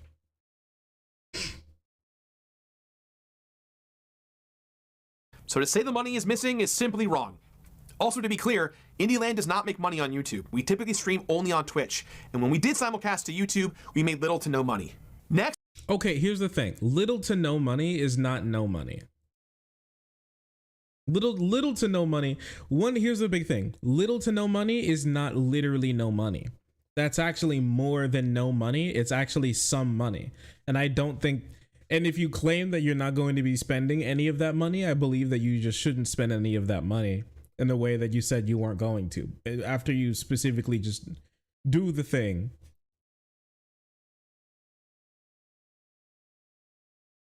That was definitely some money, yeah. Let's talk about the golf tournament. And the interesting thing about the money the golf tournament raises is that it seems to disappear. Fans of the Completionist who rushed out to defend him tried to claim that because Gerard hadn't spent the money, it wasn't stolen. From 2014 to 2017, filings showed the Open Hand Foundation received between $30,000 to $60,000 per event. This is likely underreported, In 2019, the foundation reported $123,816 in revenue, but the accusers alleged that $14,000 is unaccounted for. Our books do reconcile, and these accusations are the result of bad math and missing information. The 2019 Indieland's net proceeds were $82,409.19, and when combined with $31,371.55 in revenue from the golf tournament and $10,000 from a direct supporter, it adds up to $123,780.74. To insinuate that there are further issues with 2020 and 2021 tax returns, people forget that there was a pandemic that shut the world down.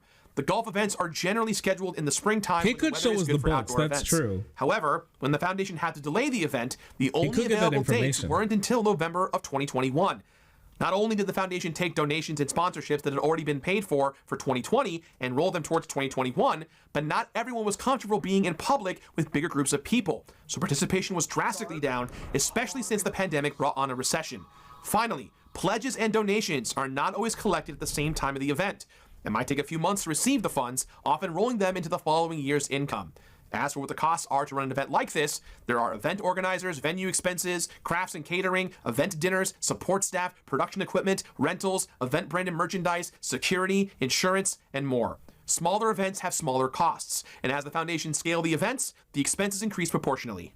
You know what's super interesting is that he's like, this money that we're going to give to dementia research, that's the money that we want to be restricted, but the money that you give to them is apparently not restricted money.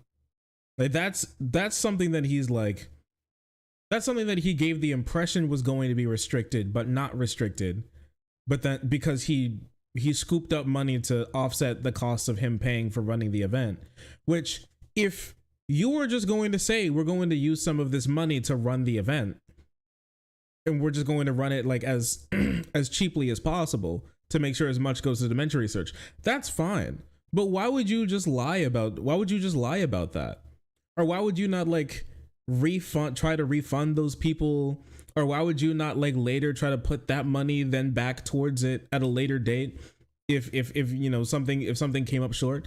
Why would you simply just lie? That's my thing. I like Gerard. He seems like a perfectly fine guy, but why would he simply just lie about that? Why? Why, Gerard? Just tell I feel like this would be a lot less bad if he would just simply tell the truth. There's talk of $125,000 being embezzled for unknown admin purposes. As previously mentioned, we went from a private to public charity, and under both nonprofit structures, we're legally obligated to spend money on expenses. Cherry, thank you so much for the 10 months in a row. Hey, Shark. I just got here. What did I miss? Crazy stuff. Don't worry about it. Nothing too crazy, though. Also, I'd like to tell you that Twisty and I are dating long distance now. Well, congratulations with your new Discord girlfriend. I hope everything is well. I hope everything stays fantastic. I'm wishing the best for you. With that said, it is perfectly legal to hold donations, and in fact is not uncommon for organizations to hold their funds. I'm a computer scientist, so I really urge anybody that has background in tax accounting for charitable organizations, or hell, if the IRS is watching this, one of the things that Carl brought up to me very recently was the 5% rule, which again, this is a very complicated rule, but the idea is the US government expects foundations to use their assets to benefit society, and they enforce it through section 4942 of the Internal Revenue Code, which requires private foundations to distribute 5% of the market value, the fair market value of their endowment each year for charitable purposes. So again, I want to see how this rule is done, because according to the filings we've seen, they haven't actually given any money. They've spent money on operating expenses, but again, we need to actually see if they're giving their money to a charitable organization. Referencing that same rule mentioned in this claim, the foundation is actually not legally required to distribute a minimum of 5% a year in charitable donations, because once again, the Open Hand Foundation is a public charity. This means that the $600,000 that was donated did not incur any fees or is not subject to any tax penalties. To insinuate that the money was missing and that the penalties were to be applied and that my family or myself had to float the missing funds is just not true. Also, none of the money from the Open Hand Foundation has ever funded any of my projects for my company. I want to stress that not a dollar raised from Indieland and its supporters was... Oh, he has a company too? Oh, yeah, I forgot. He's got like a whole company too, man. Like, Man, just like,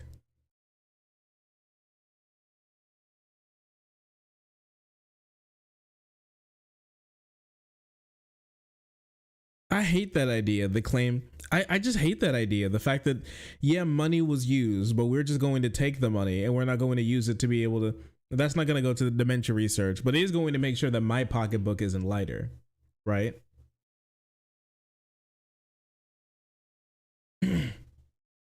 Like, we remember when we did that charity drive for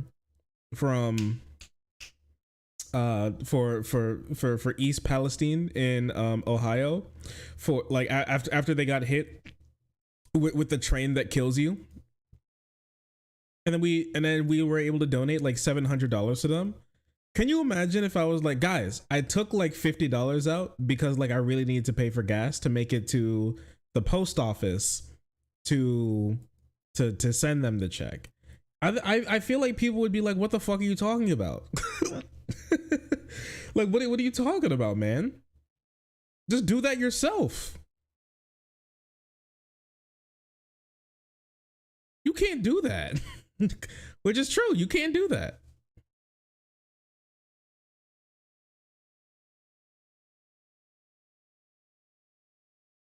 I'm gonna be honest, saying you did the bare minimum to do by law isn't a great look. Yeah, like, oh, the argument, well, legally we don't really have to do that. Like, sure, I guess, but I feel like you should be doing more than what's literally just legal.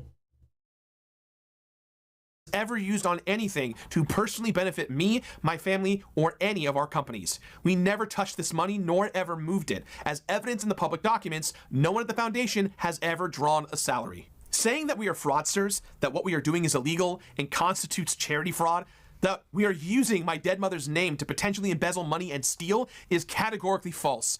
I should have been more transparent about the money not being donated, and that's on me.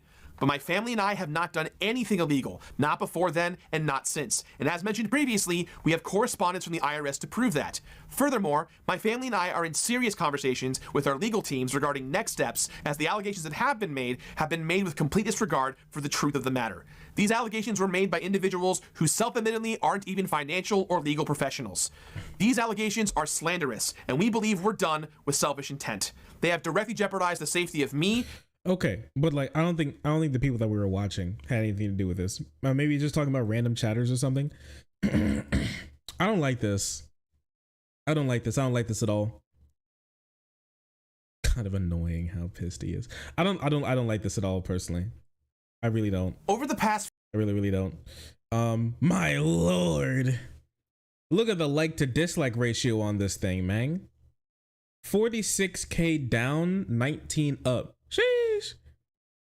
Why am I getting yelled at in an apology video? That's yeah. The face of a man who's angry that he got caught. Face of someone who is sorry and wants, sorry, not the face of a man who's sorry and wants to do the right thing. You didn't potentially mislead people, you deliberately deceived people. That's the difference. Guys, you don't get it. He needed the bad apology achievement for completing his YouTube career.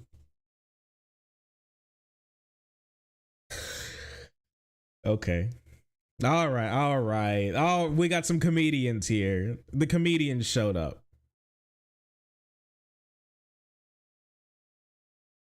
Remarkable.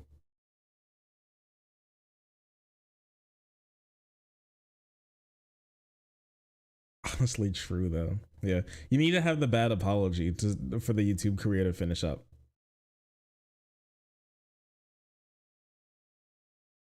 For the 100%, he wants to complete it.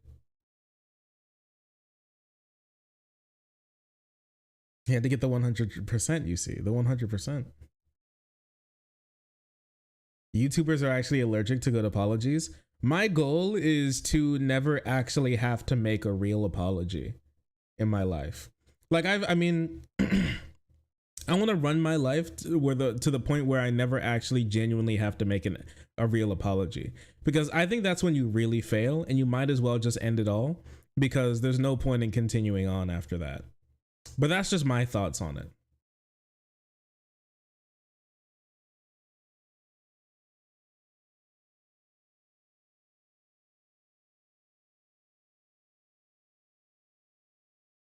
What the hell is this? This is the best. Wait, what is this? This is the best use of pass-through AR. Wait, we'll talk about that in a second. That's kind of dark. Damn. I only want a 99% my YouTube career. I'm not much of a completionist guy. Do you believe in rehabilitation? Are you talking to me? Cleaner, I'm memeing. Cleaner, it's a meme, my bestie. Chill. Chill. Breathe. He didn't get the ukulele ending though. Yeah, that's a rare one. You don't get too many of those. I've heard less than 1% of the entire player base has ever gotten that one. Threatening lawsuits, stay classy, Gerard. Not that you want some carrot cake. No, leave him alone. Leave him alone. No bully. Don't bully. It's so twisted. That ending of the video made me feel actual anger towards Gerard. You're not coming back from this. You absolutely have nobody to blame but yourself. I don't know if he can't come back from it. I'm not gonna say he can't come back from it. Some people are treating this as like he was just straight up stealing the money. Okay? And the only money that he possibly could have even stolen, by definition, massive air quote, not my words, other people's words, stolen, could be the money from like Twitch and YouTube that they scraped up to run the event, that they said specifically was going to be restricted for giving to dementia research. That was absolutely not. And that's a lot of money, like multiple thousands of dollars was like a lot of money. And the fact that, and the thing is, he was only actually talking about that for 1 year. Remember when we were looking at this originally and we saw multiple of these, we saw every single year there were like expenses that they paid for the event. But the thing is that those expenses were always taken out of the donation money. And it totaled about $100,000 spent. But I could just be reading that wrong. So every single year there's money that they take out to run the event. And in my estimation right now, it was around like $100,000. But once again, I could be wrong, and I'd like to be corrected if I'm wrong on that. And it was just like $12,000 this year. I just think that that's like a... Has he been telling people this whole time that the money was going to be spent on things that it absolutely wasn't going to?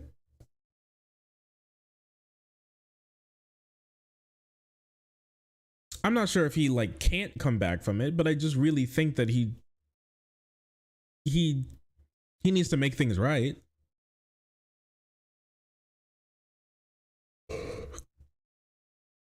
And I think even in this video, he's threatening Muda and Jacobs. But he's threatening Muda and Jacobs for the videos they made on him, which I just think is kind of crazy.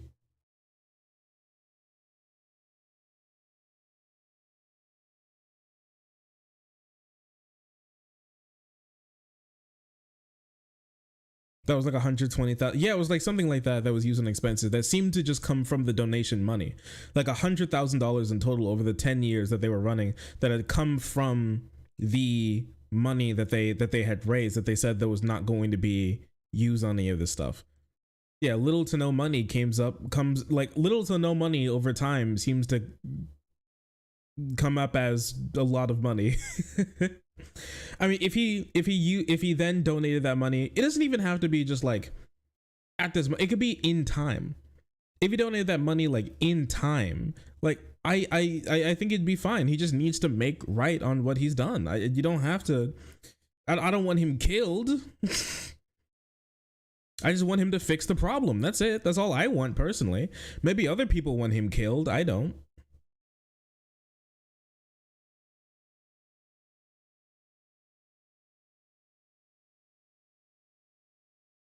So they never donated the money and was skimming it off the top? Yes. Actually, they were never donating they never donated the money and was skimming off the top to run the events, to collect money that they said was one day going to get donated. And the thing is, it's now donated, and like Gerard specifically said that the only reason why they're donating it now is because Jacobs and Moody were making videos on it. And so the only reason like anybody for working on dementia research has even seen the money right now is because YouTubers pressed him by making videos on it, which I think is crazy. I think it's crazy. And then he's like basically threatening them, saying that they were lying about him the entire time.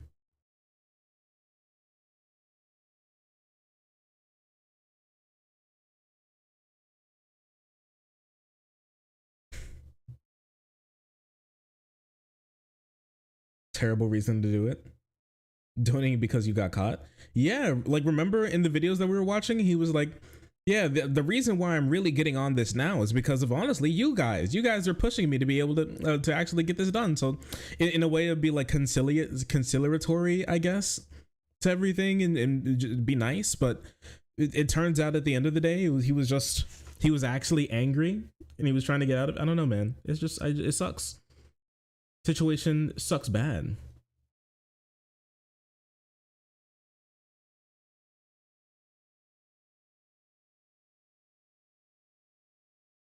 He did say where he donated it to. I forget exactly where, but yeah, he did donate it.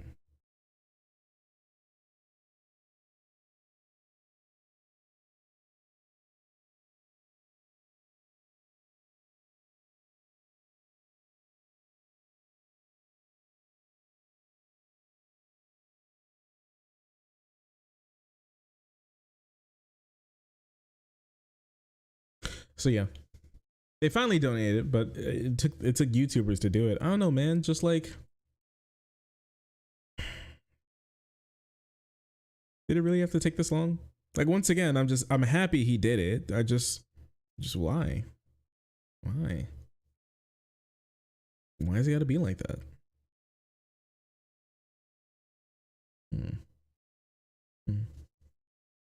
Not a fan.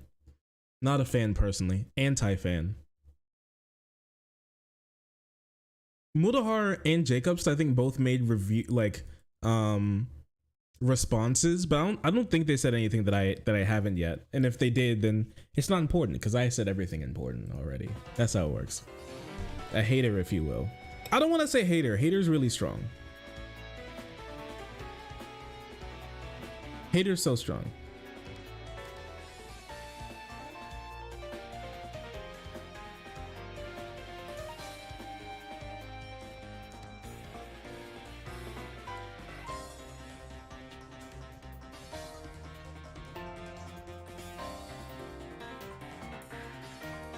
Yeah, Shark. Hey, bestie. Hope you're doing well. I wake up real early to start. It takes a lot of energy to just straight up be a hater, you know?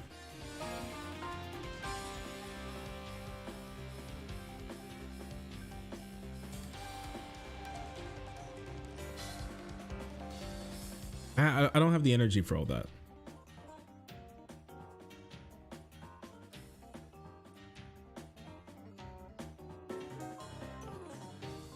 Yo, did you see this guy get roasted while trying to do like shitty on the street, asking people question gotchas? Take a look at this. Or economic stability. LGBTQ rights or economic stability. Why can't you have both? You need to pick one. I refuse the question. You can't refuse the question. I do. But you can't. But I did. But you need to pick one. No, I don't. But I did. You can't do that. I do. You can.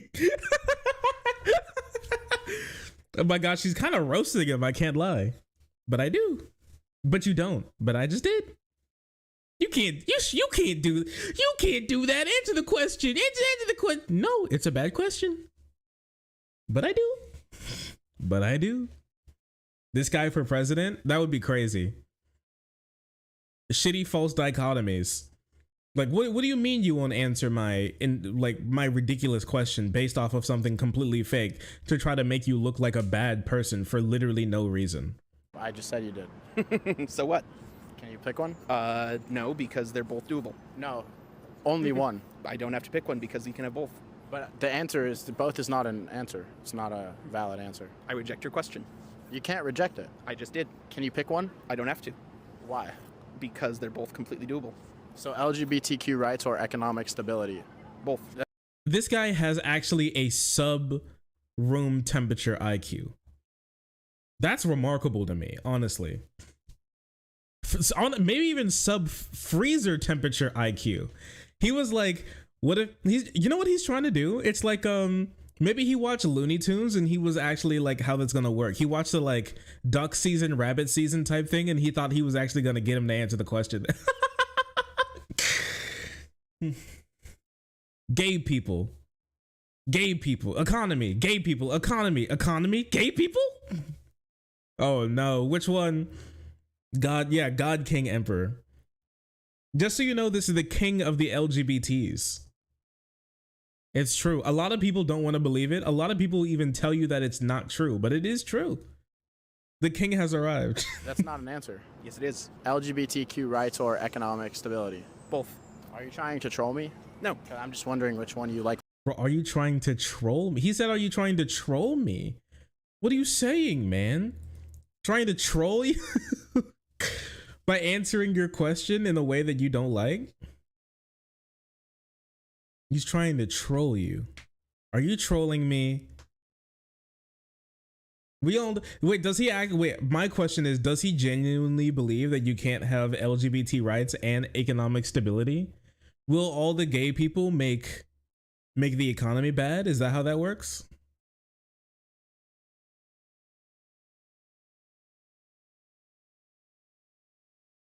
Look at his shirt. My pronouns are fine, Jesus.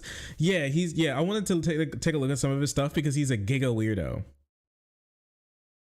Gays make the line go down. Yeah, red line go down, actually. Gay people go up, red line go down. It's very sad.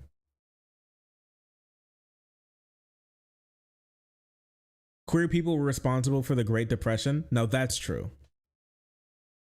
Are you trolling me? No. More. I like them both. You can't have both. So which one do you like more? No. I'm just wondering which one you like more. I like them both. You can't have both. What do you mean you can't have both? What are you talking about? I think he might actually believe that gays make the red line go down. It might actually be possible. Which one do you like more? I don't know, man. Which one do you like more? Your mom or like solving world hunger? Okay? So here's the deal. I'm going to posit this to him. Which, your mom or solving world hunger? And he's going to be like, what? And I mean, listen, we can stop every single child in the world from dying of hunger. The only thing we need is your mom as a sacrifice. And we're going to theoretically put her in a theoretical video game blender and turn her into his mom chicken nuggets. And then throw them into a volcano. And with that, food for everyone will be hunger as in and of itself as a concept will now disappear. And that we will no longer have hunger ever again. Okay? But we do have to put your mom in the hypothetical video game blender. So which one is it? You can't have both. Sorry, you can't have your mom and stop world hunger at the same time. Which one is it? Which one is it?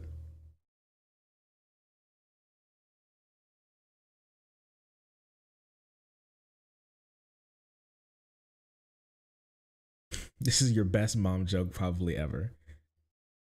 We might have to blend his mom. I don't want to.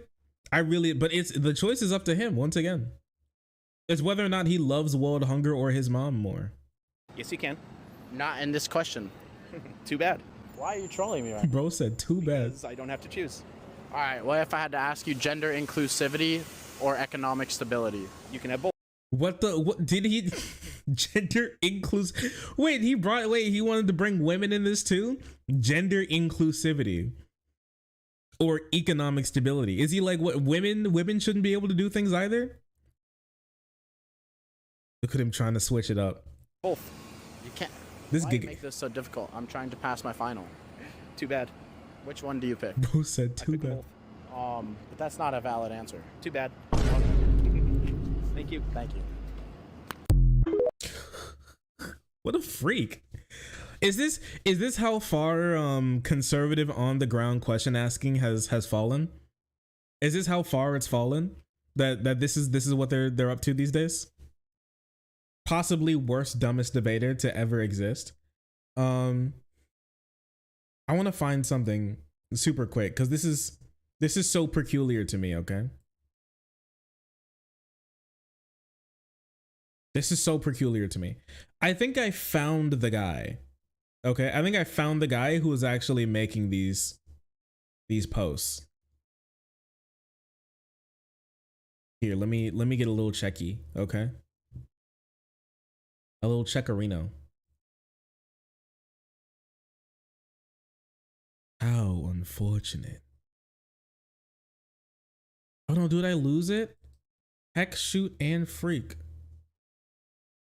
He broke the TikTok Catholic guy so hard he kept looping his dialogue tree.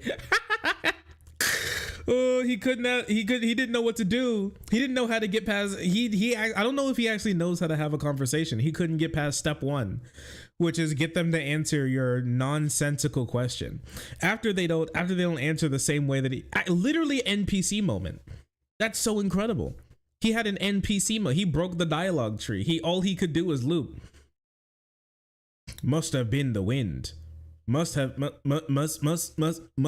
the wind.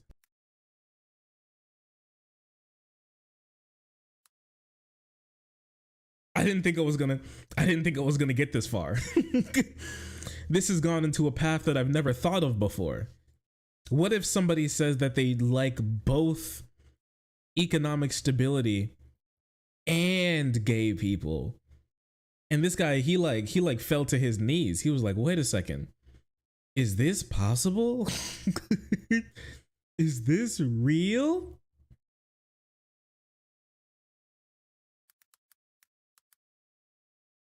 Yeah, here we go. All right, so here's the clown at work.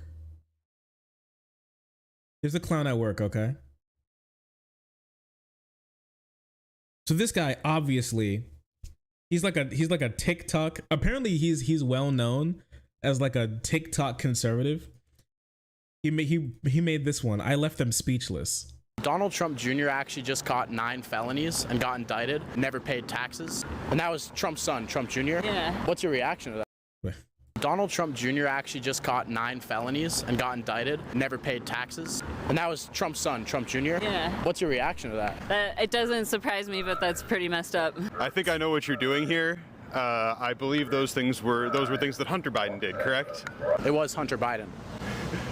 Yeah, no, I've seen some headlines about that, and you know. It doesn't affect how I feel about a Biden presidency. Really? Yeah. Because you agreed it was pretty evil. I would think that you wouldn't want. I'm not voting for Hunter Biden. I'm voting for Joe Biden. But they also are business partners and live in the same house. You don't think Biden was aware that his son evaded taxes? And, you know, Joe Biden always says we're going to tax the rich. His son never paid taxes. Does Joe Biden do Hunter Biden's taxes? Like, I don't think Joe Biden even does his own taxes. What are you talking about? What? Are you stupid? They live together? Wait.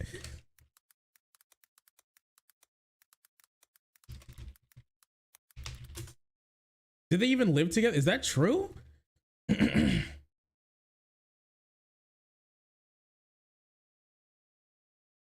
Wait a second.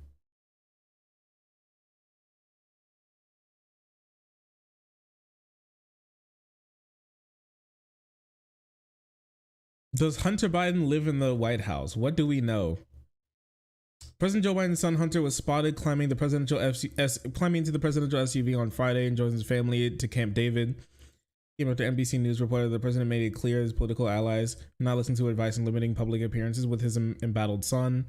Although it's not clear whether the son officially resides there, his stays and public appearances have drawn scrutiny from Republicans. Oh, okay, so this is a lie. They don't live in the same house together. Hunter just comes over a lot because he likes to spend time with his dad. What the fuck? Okay. All right. He likes to spend time with his dad. That's nice. You know the craziest thing about it is that conservatives, the family values conservatives are always coming for Joe Biden for being a good dad. You ever think about that? For being a good dad who doesn't beat his son. And that's like the number one thing that they hate him for. He just loves his father. It also said in that article that he's not going to be limiting the amount of time he's going to spend with his son just because he's like, he's been indicted on felonies, which, like, okay, was anybody expecting him to like cancel his son? Is that what you wanted? And the craziest thing about it is that he can't even find, this is like the best, either he's lazy and this is the only clip that he has, or he's stupid and this is actually the best clip that he has for him asking this like shitty gotcha question of like the joke of the Hunter Biden Trump Jr. type thing. Okay, like, sure, I guess Hunter Biden did bad things. You're not voting for Hunter Biden. He's both. And if this is the case, then every single bad thing that everybody around Donald Trump did in his family is also his fault and everybody else's fault. So Donald Trump is actually worse than a lot of people say that he is. If that's the case, I'm voting for Hunter Biden. Honestly, me too at this point. Doesn't that seem a little bit contradicting? How? Whatever we can do. You know, Joe Biden always says we're going to tax the rich. His son never paid taxes. Doesn't that seem a little bit contradicting? Whatever we can. My favorite thing about this guy is that he loves to zoom in on people's faces confused about the nonsensical questions he asks and then go, look, this one's actually titled "I left them speechless." Yes, you're stupid. Of course you left them speechless. I'd be speechless too if somebody walked up to me while I was sitting in public, shat their guts out, and then started speaking in tongues and started walking on their hands out the door. I'd be speechless too. That didn't mean they owned me in a debate. That's not how that works. Yeah, somebody has to do something about the Biden Koch family. Do in terms of finding people who will get the job done and not wreck our democracy. I think I'm happy to cast my vote for them. Yeah, same. Because I feel like Biden's already a dictator. Like, he's already wrecked our democracy. Biden. Well, I disagree. How do you disagree, though? I'm just wondering. Well, you haven't posited an argument yet. You're just like, he ruined democracy. What do you mean? How do you disagree? How do you disagree with them? You haven't said anything.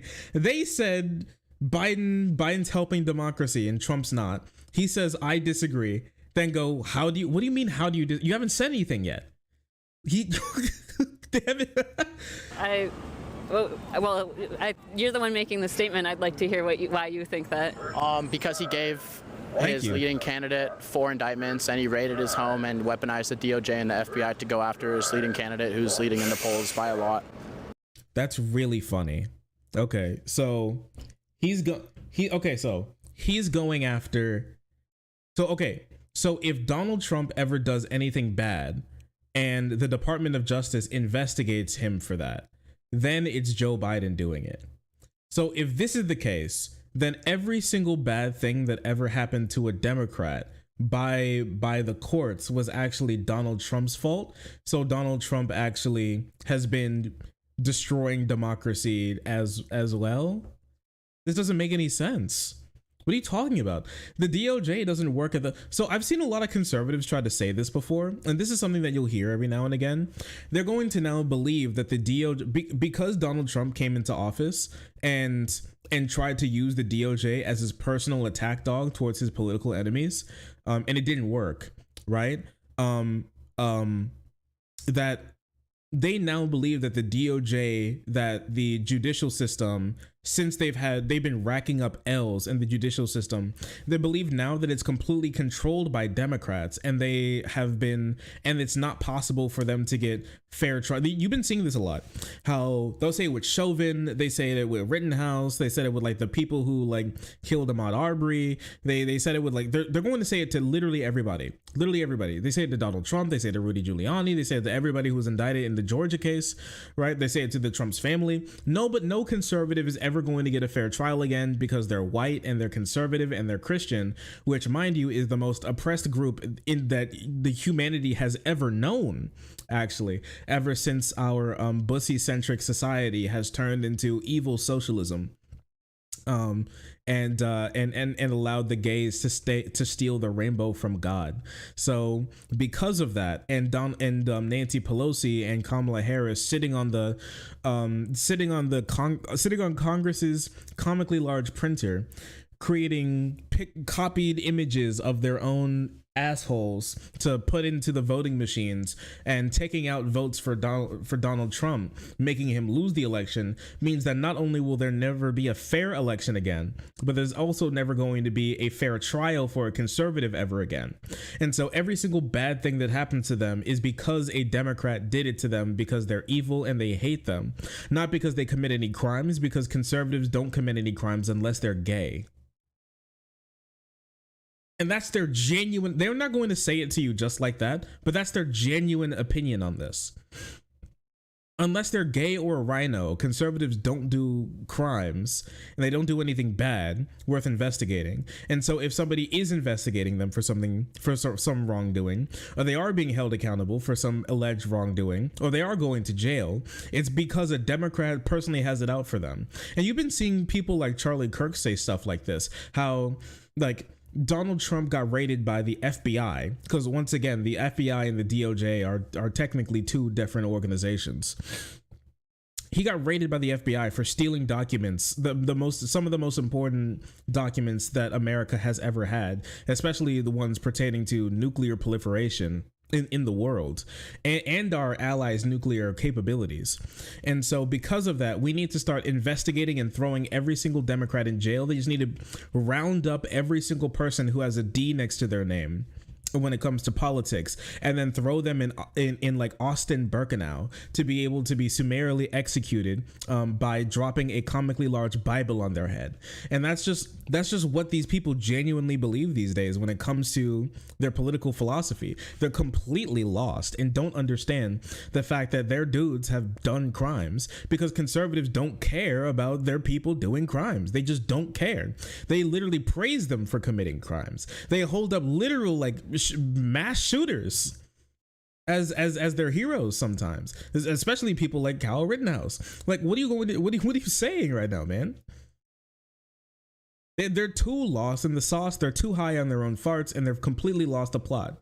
And that's another reason why they've just continually been losing election after election after election, and no longer live in reality, because reality has a left-wing bias, and now live in their own invented conservative real news, like Dunning-Kruger Times sort of reality, where everything that they like goes completely right, and how they're completely winning the culture war that they've lost, like that they lost actually probably 3 years ago at this point, like definitively lost 3 years ago at this point minimum, right?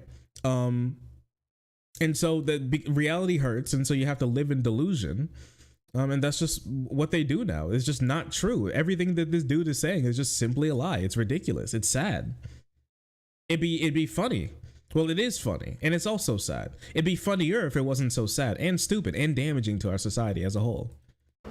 To me, that's just like, let the people decide. Why would you want the DOJ and FBI that you're running weaponize them and have them decide, you know? Let the people decide what? Lynch Donald Trump? Is that what he's saying? Wait a second. You know, the DOJ is there to like investigate if you have crimes, right? To like enact justice. What do you mean let the people decide? You mean people can commit crimes and the only punishment that they have is whether or not they're able to convince enough people to vote for them in an election? He's either saying that or like it should be legal to hang Donald Trump, and might mate's right. And whoever is able, and if Donald Trump lives by 2024, then he's allowed to run for president. And if he dies, then he must have been guilty, like trial by combat type shit. It's one of the two of those. It's one of the two. If you're strong enough to live and be president, then you deserve it, and you didn't do anything wrong. That seems a little authoritarian. Yeah. Yeah. I mean, I don't have time to stand here and draw lines in the sand with you. So, Oh, so you guys, wait, you guys you're walking away? Why you leave though? They have things to do. They might have a job. You ever think about that? I left them speechless. I think your approach was perfect here. But the media told me Trump was an authoritarian. Who said that? It's called the fluoride stare. Yo, that's crazy. They leave because they can't handle the truth. Ooh. Just so you know, these are the people who are trying to decide, like, these are the people who genuinely believe they're smart enough to decide who should and shouldn't have the right to vote. Those leftist 304s always walk away when confronted with facts. Hoes? Okay. They leave because they are fine with authoritarianism. That's true. Just so you know, these people genuinely... Okay, here, we've talked about this before, but let me restate this again. Conservatives are always telling... What's one of the biggest things that you hear from conservatives constantly these days, okay? We're being invaded. We're being overrun. We're being replaced. We're at war, okay? Every single time that somebody who isn't a white straight Christian does something in public, they're always like, this is what it looks like. This is what a conquered country looks like. You can't sit here and tell these people that they're in war and that they need to do something about it and they need to buy guns to protect themselves and then wonder why they always act like they're in war or something, because they genuinely believe that they're in war. The TikTokification, the YouTubeification of the Republican Party has gone completely terminal. The cancer has metastasized and it's in every single cell of their body, and there is no amount of chemotherapy on earth to be able to cleanse it. It just must be like, it's over. It's over. The only thing we can do now is provide hospice care for conservatives. And in comedy, laughter is the best medicine, but they're not going to be laughing. It's going to be us at their stupidity. But they genuinely think, they walk down the street and see Jose's taco truck and start seething and gripping their thigh, reaching for their gun, thinking about how like taking out this one guy will bring them one step further to taking back the country. All right. This is crazy. This is crazy stuff. There's a big reason why we see like a massive rise in white supremacy, white racially motivated public shootings and mass shootings, because these people are told constantly that they're at war. Why in the world, if you're at war, would you not like pick up and you idolize the 3% who picked up arms to defend the country? Why wouldn't you if you genuinely believe this stuff, why wouldn't you believe it too? Why wouldn't you go do it too? Why wouldn't you? If you believe every single election is rigged and there's no possibility of having a fair, you have no possibility of having a fair trial. This meme is very real. You have no possibility of having a fair election. Nothing fair will ever happen to you. Why shouldn't, like, to these people, they think to themselves, why shouldn't I just go out and go like commit heinous crimes against humanity? If that's genuinely their belief, you answer me. If that's what a conservative believes, why wouldn't you go do that? It's not like they have some sort of like sanctified idea about the beauty of life or something. They may say that when it comes to abortion, but they love killing people. Like we've talked about, they've idolized people that kill people. Like they buy guns and then dream about killing more people or having situations where they could kill more people while not going to jail for it.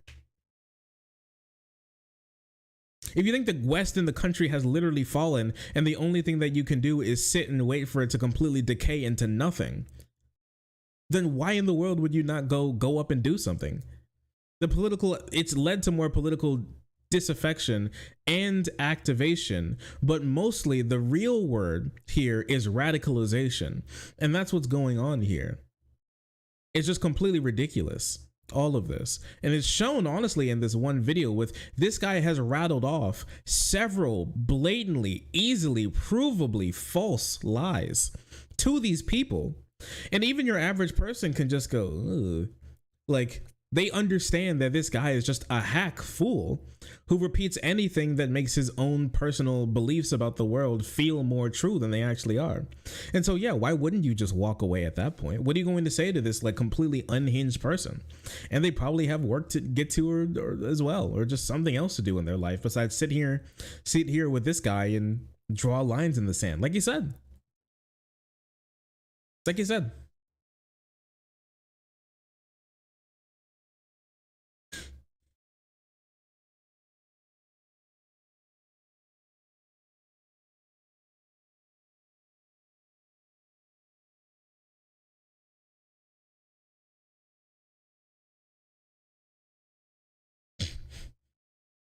What is this? Telling Planned Parenthood to find Jesus. People that go to Planned Parenthood, I think, need to find. Yo, what the fuck is this? Yo, dude, what the heck is this Dylan Klebold like drip that he's got on right now? What's happening right now? He's got on the Dylan and Eric 335s. Jesus. Do you agree? I mean, I found Jesus. I'm in Christ. It's just like you can't support Jesus Christ and be I can't support Jesus Christ. not working for Planned Parenthood. Because my pronouns are find Jesus. Okay. I would rather you wear the shirt instead of that shirt. I would rather you wear this. I would love the shirt, but yeah. No, I know, but it's just like not with the Planned Parenthood vest. I know that. You don't support abortion though, actually. Outside of work, do you? Outside of work, honestly, me personally, I wouldn't get one, but I mean, yeah, they're not my children. You are getting them. That's all I'm saying. Yeah. No, I gotta get the bag somehow, you know. Respect, brother. Head to Shaney. Okay. Okay. He's not even doing anything. He's just actually just bothering people on the street. It's crazy. Donald Trump is the man that gave up his billionaire lifestyle to be humiliated, ridiculed, and slandered in order to save the American people. Now, I will say he is humiliated and ridiculed. I wouldn't say slandered. Most of the things said about him are just truthful. But he is a loser. So yeah, I guess he did give up being a loser billionaire that nobody really liked to a loser politician that a lot of people really don't like.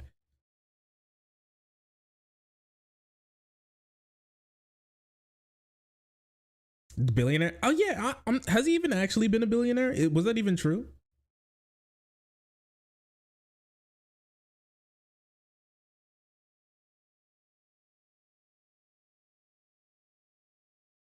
I left them speechless.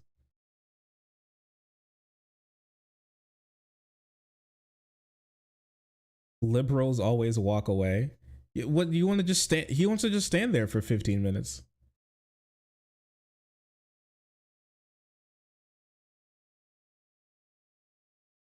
Now, is he in the pocket of Big Clown World? What is this? I want to see some more. Do you believe that? Oh my! I can't. Donald Trump is in the South. I can't listen to this. Sorry, it's unlistenable. It's unlistenable. Asking Americans in Georgia what they think of Donald Trump as a dictator day one in office. Should Donald Trump be a dictator on day one in office? Yeah. Why? He is a thug. He's truly humble under God. Was your life better off under him or Biden? That's a great question. Blacks for Trump. The streets with Trump. He don't take no. He a wild card. He ain't no politician. He a businessman, and he with the coaches, and we with him. You know what I mean? If the election was tomorrow, would you vote for Trump or Biden? I'm gonna choose Trump. I like his brutal honesty. I feel like we've been around for too long. He's honest with the people. What he says he's gonna do, he's gonna do. And then, you know, a lot of times with politicians, they politic. Remember when Donald Trump came into office and had so many things that he wanted to do, but only passed literally one piece of legislation the entire time when he was in office? I don't know, just the funniest thing to me is when like people are like, Donald Trump, he's like the type of guy who wants to get stuff done. Bro golfed the entire time he was in office and didn't do anything. He literally didn't do anything.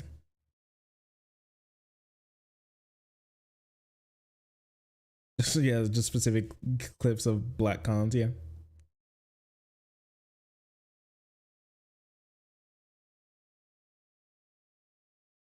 What is this one?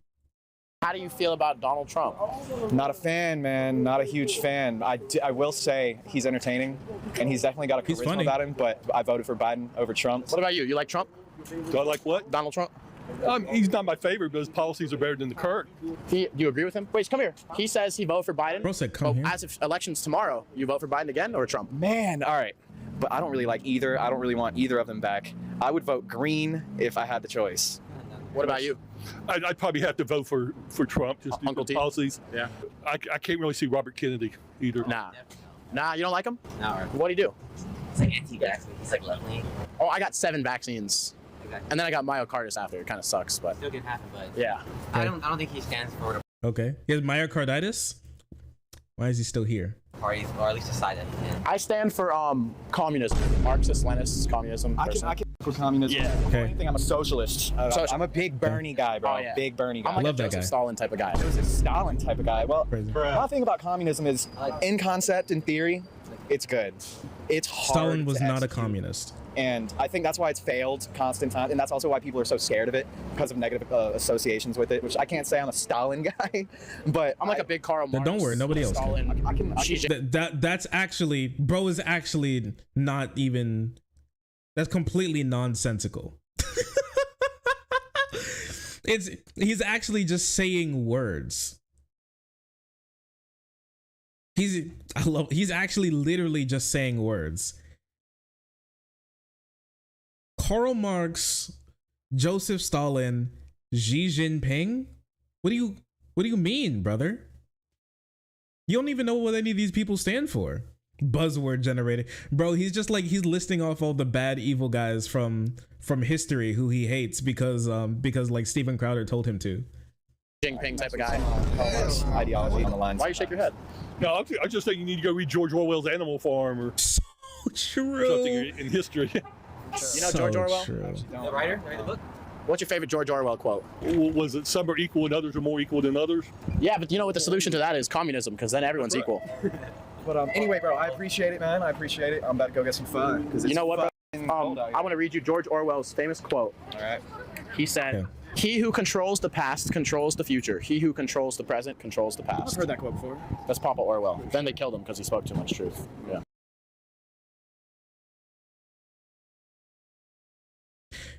Guys, can we have him on stream? Can we have him on stream? I want to bring him on stream. I want to bring him on stream. I want to bring him on stream. I want to talk to him. I just want to pick his brain. I feel like I think he'll be funny to talk to. Bro, he actually does have the Klebo special on.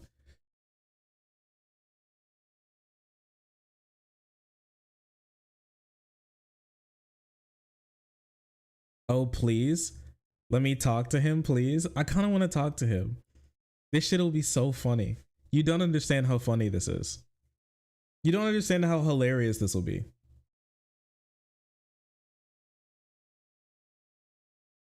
Who's the one recreating history? Confederates? That is true. Drag him? I'll drag him on stream. I'll do that. I'll bring him on stream. I want to talk to this guy. He's such a character. He's such a delightful soul.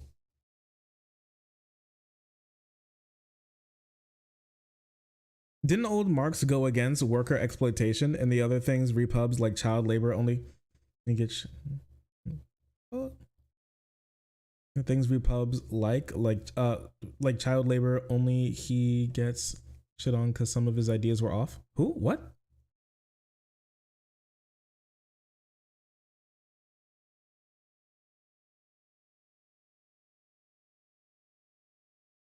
Sure, yeah. He's just a child shark. Don't do it. He won't survive. I mean, he's on college campuses and stuff. He's probably like 21 or something. Trump or Biden? Biden. Biden? Why? Normal person. Because I voted for him before. I still support him. Because I have like a huge list of top 5 things I like from Biden personally. The war in Ukraine, the war in Israel. Love that. Like 250% higher gas prices are like my top 3 things. What is your top 5 that he's done so far? 200, wait.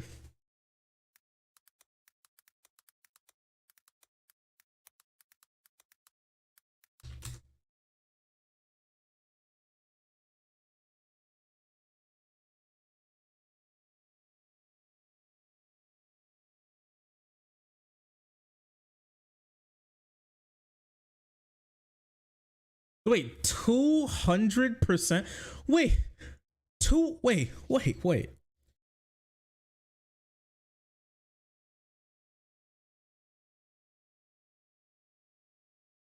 You're telling me that like you're telling me that he believes gas prices have like 2.5x'd?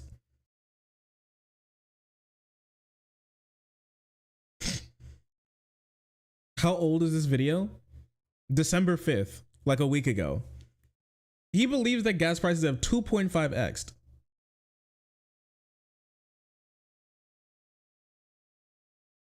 Like almost tripled.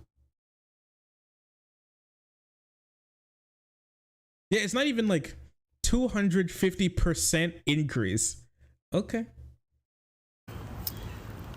Well, I mean, real thing is like drastically reducing drilling, drastically reducing the drone war that we have. Great steps towards environmental change as well. That's all great. That's all great stuff from Biden. Push for marijuana legalization. Great one. Oh, and lynching Donald Trump. That's a great one too. I love authoritarianism, and I hope that actually Biden turns the DOJ into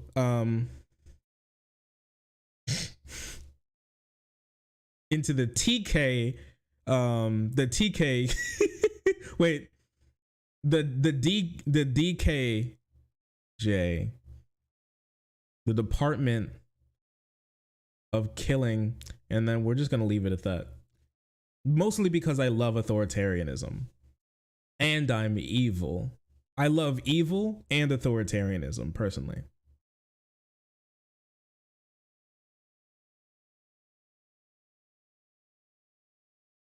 Clipped. Good. Inshallah. Hopefully Biden will reinstitute the guillotine for Donald Trump. Inshallah. So true. Definitely. Me when I'm an average, this is just what your average Biden voter thinks.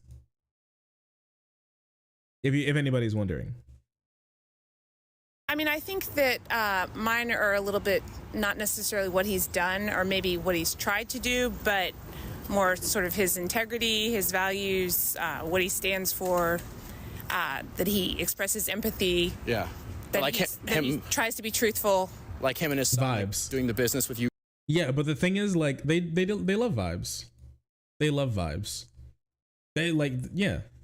The thing is, your average like normie voter does indeed love vibes, right?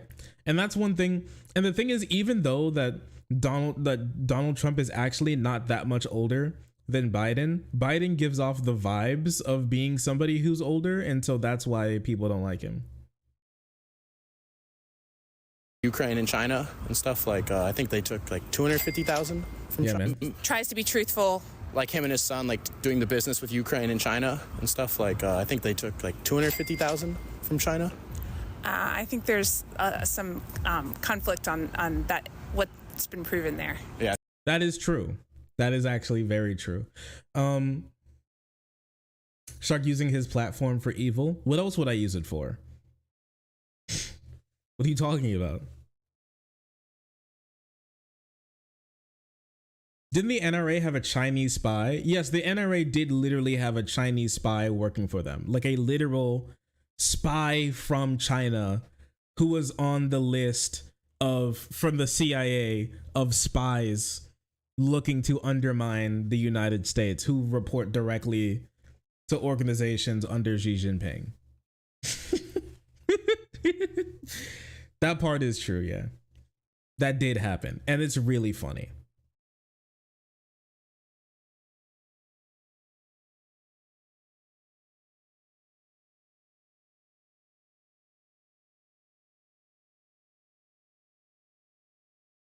A well-known spy at that? Yeah, 100% actually.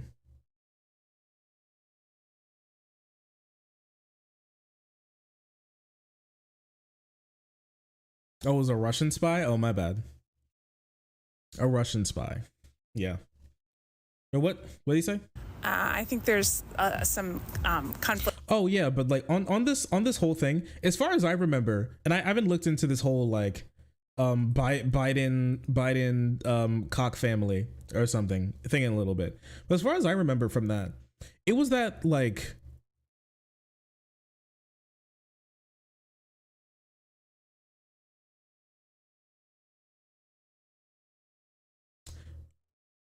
Biden and Trump, Hunter and Associates had a business. Biden was tangentially related to the business, but didn't do that much. Like Biden Sr. was tangentially related, but didn't do that much. But then they say that they were like running a business and taking money from China and Ukraine and stuff. And even if they had a business, like who cares? Like, okay. Can you imagine that they ran a business that was doing business in like one of the largest countries in the entire world? Shock, awe. Conflict on that. Imagine my shock. There. Yeah, it seems that's pretty full of integrity to me. Yes. So I was just wondering if it is to you. I don't. I'm not sure that I understand your question. Are you trying to be sarcastic? Just bothering normal. It's crazy just bothering normal people on the street. He's racist. No, that's true. I would have voted for anyone but Trump. Extremely, yeah. Like the fact he said if you have to choose between me or Biden, you're not black. Like that's crazy. If you have a problem figuring out whether you're for me or Trump, then you ain't black. He can't like. So it's actually the craziest thing about it is true. Probably true. More likely than not true. That was pretty true. And listen. People could waffle about it a little bit. Here's the thing. He's kind of right. He was right. I don't think he's as right this time, but he was kind of right. Epic quote though. He was kind of right. He was kind of cooking, and I'm tired of pretending he wasn't.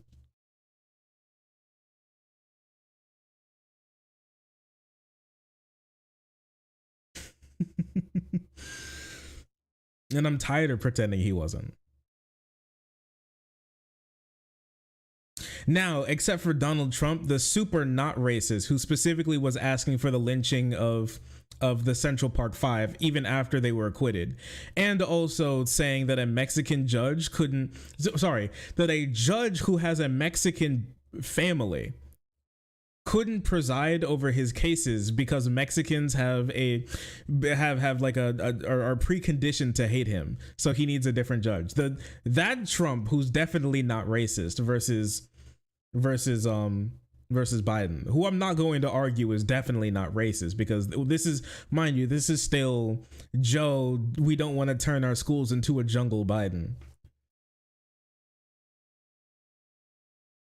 People always forget Trump's racism. They do just forget constantly. You better ask Corn Pop.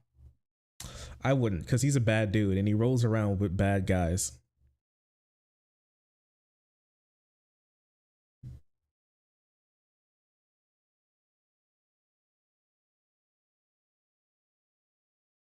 Sophie could very. I can't listen to this. It's so shitty. George Floyd versus Derek Chauvin. I love this guy's content. He's my favorite YouTuber. He can't even pronounce his name correctly. That's crazy. He has 100,000 subs. How? Nobody watches his videos. Is this guy an industry plant?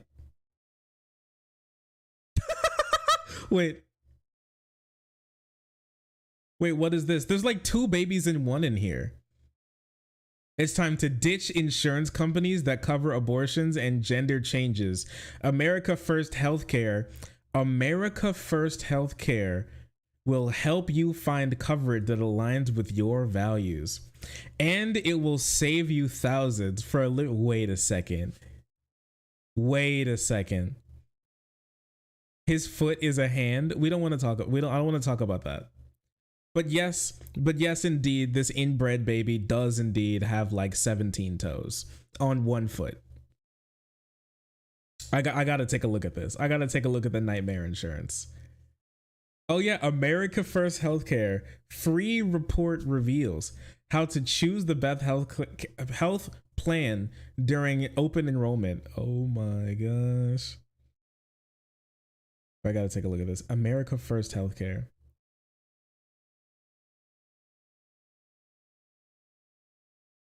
My gender is fuck you. My pronouns is kiss my ass.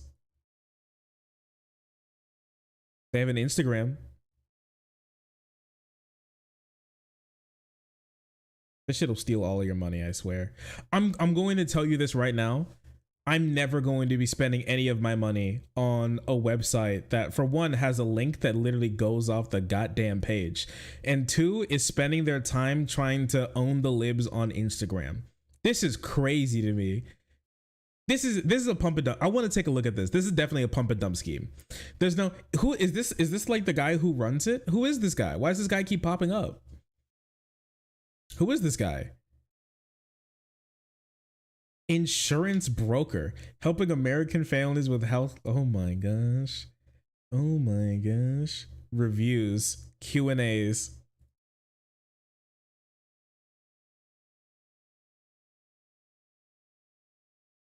Are you an insurance broker? Yes, we are. We have over 30 licensed brokers that pause. To offer health and life insurance. Are there hospitals that actually take your insurance? Yes, we do. We offer hundreds of plans available nationwide with hundreds of health plans.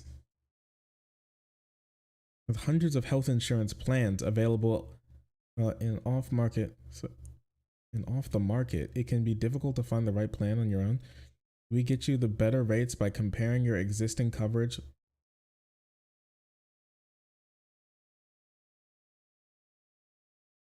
Wait, are these the people they work with or the people that they say they're better than?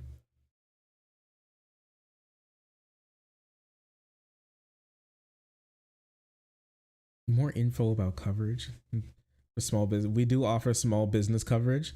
It just depends on the size of the company and the products you're interested in. Book a free healthcare review. Okay. All right. Oh, this is going to be something. I want to look into this a little bit.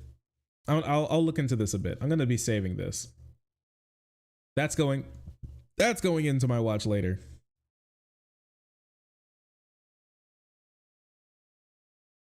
Try searching Joe Biden, Hunter Biden.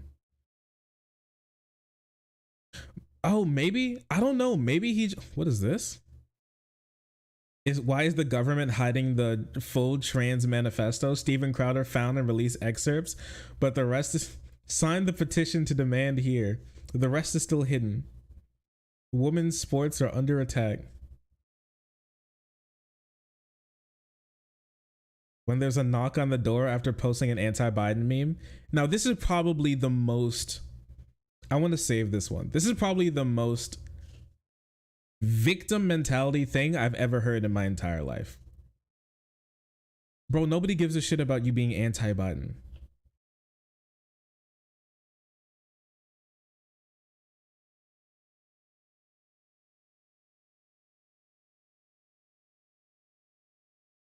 Makes millions singing about her bad choice in men, endorses Joe Biden. You know, the craziest thing about it is that I've actually, remember how I said that I've been on fascist Twitter looking at them? Like, a lot of them really hated Taylor Swift, but there's like a change. I smell a change in the water. There have been more people on fascist Twitter talking about how they should actually uphold Taylor Swift and take what they can get, because at least she's white and from the South and stuff, and like knows, and like, because she's from Tennessee, right? She's like white and from the South, and at least she's better than like those stinky degenerate blacks who shake their booty, destroying the culture with their social Bolshevism twerking menaces. Oh, she's from Pennsylvania. She's from Pennsylvania. Who was it? The one who was doing campaigning against Marsha Blackburn in Tennessee? Did she like live in Tennessee or something, or am I thinking of a different singer girl? Am I being racist against singer girls?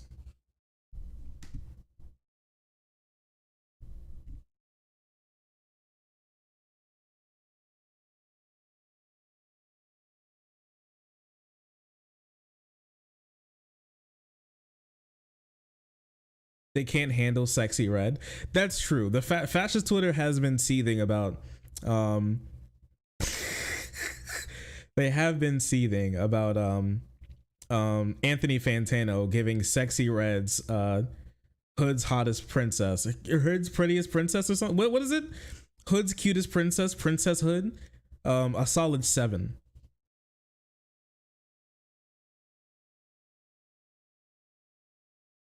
They're running my brain. Love all singers look the same. But this is so interesting because look here, like he's basically running a conservative Facebook account, and almost every single one of these has like an affiliated link or something. So he's doing all of this and then just like raking in the cash. Sorry, I can't even say cash. Like he's getting a lot of like likes and stuff. But when it comes to his actual videos that he's making, they don't really go anywhere. Like he has 100,000 subscribers and he can barely break 10,000 views on a video. And he hasn't even released that many. My question is like, where'd this guy come from? Is he from TikTok or something? And he has like a something that moved over? Street Polar.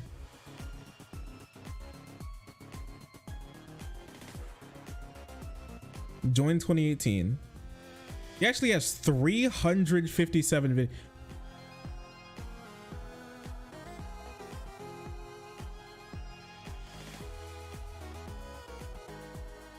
Where'd the videos on his channel go?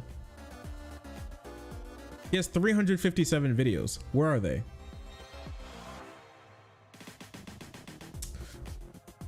He was probably running a normal channel and then switched up to be making this like weirdo conservative content. That's probably what he did. And so he has like a full channel of videos that's gone now. No live. Not really much in the community. Oh, he's a shorts guy. Okay, I see.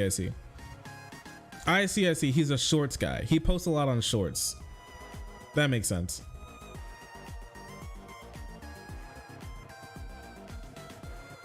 You know the craziest thing about it is that like shorts have these type of shorts have become like just straight up conservative TikTok. I've been seeing some channels like this that can't pull a view to save their life on a video, but when it comes to shorts and how YouTube like boosts shorts, they're able to get like a lot of views that way. But I don't know, man. Short money doesn't translate into much actual money. So at least he's not really making much money on this, which is cool. They just let when Russia did this one have come all out? of Ukraine. No, I'm not familiar with that. Yeah, they just announced today that Ukraine doesn't exist anymore. It's all to. My name is Kwame. I work for Joe Biden. 1 hour. That was 1 hour ago. My name is Kwame. I work for Joe Biden. Holy crap. Oh, this is where all of his videos are. He posts like 7 videos a day. LGBTQ rights or economic stability. Yeah, this was like 2 days ago. Yeah, okay, so he posted like all of these like today. Okay, that makes sense. Okay. He posts like 4 shorts a day. That's his thing. His name is what? He's making like a joke about like black people and stuff.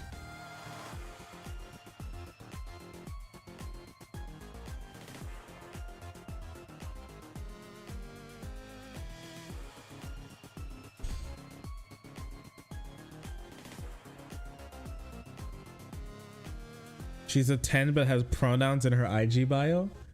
He's a 10, but he has pronouns in his Instagram bio. If he has pronouns, she's a 0. I want a real man that knows how to provide for the woman. That's actually... What is your gender? She's a 10, but she has pronouns in her Instagram bio. I think she's a 0. She's got pronouns in her Instagram bio, and I'm not worried about the bio. If I see pronouns, I'm worried about what's underneath of her pants. If you've got pronouns, you got to stay far away from me. I don't do men. Unfollow, delete, maybe block. No. Then I just got to ask, Post-op. Bro, are you 12? What's the bigger threat to a... She's a 10, but... And then I gotta ask, you got a dick? Hey, yo, girl, you got a dick? You got a dick? You got a penis? You got a penis under there? You got a phallus? You have a member? Let me see it. Let me, post-op, pre-op? Come on. Throw it down. Do a little, slam it. Let's compare, huh? Slam it on the table. Do a little twirl with it. Peel it back. Now that I'm older, I would definitely say Trump's the better option. Do you follow me on Instagram? Yeah, I actually do. Prove it. I've seen your videos. Okay. Would you say that your life was better off under Trump or Biden? I ain't gonna lie. Trump, my mother dog. Trump. Trump for sure, no question. You say Trump, why? Well, look at where we are, foreign policy, look at inflation, look at border security. It's not even a topic anymore, it's just he's got to go. We need to get America back, make America great again. Suck my Biden, you bitch. Would you say that your life was protect feminism or low gas prices? Protect feminism. Protect feminism? It's that bad. Why? Because we have men that don't identify as men anymore. And you know what? As a woman, I'm pretty proud of who I am, and I don't want them taking that away from me. So would you say that like they're destroying what it means to be a woman? They're destroying the American family. They're destroying every shred of godliness that we have left in our society. And every day I actually go out and I think to myself, how could I destroy another family? And the thing about it is that every single day I find a new way to get it done. I want to bring him on stream. He's such an interesting character. He's such a curious boy. Is that a robe? It's the Klebold special.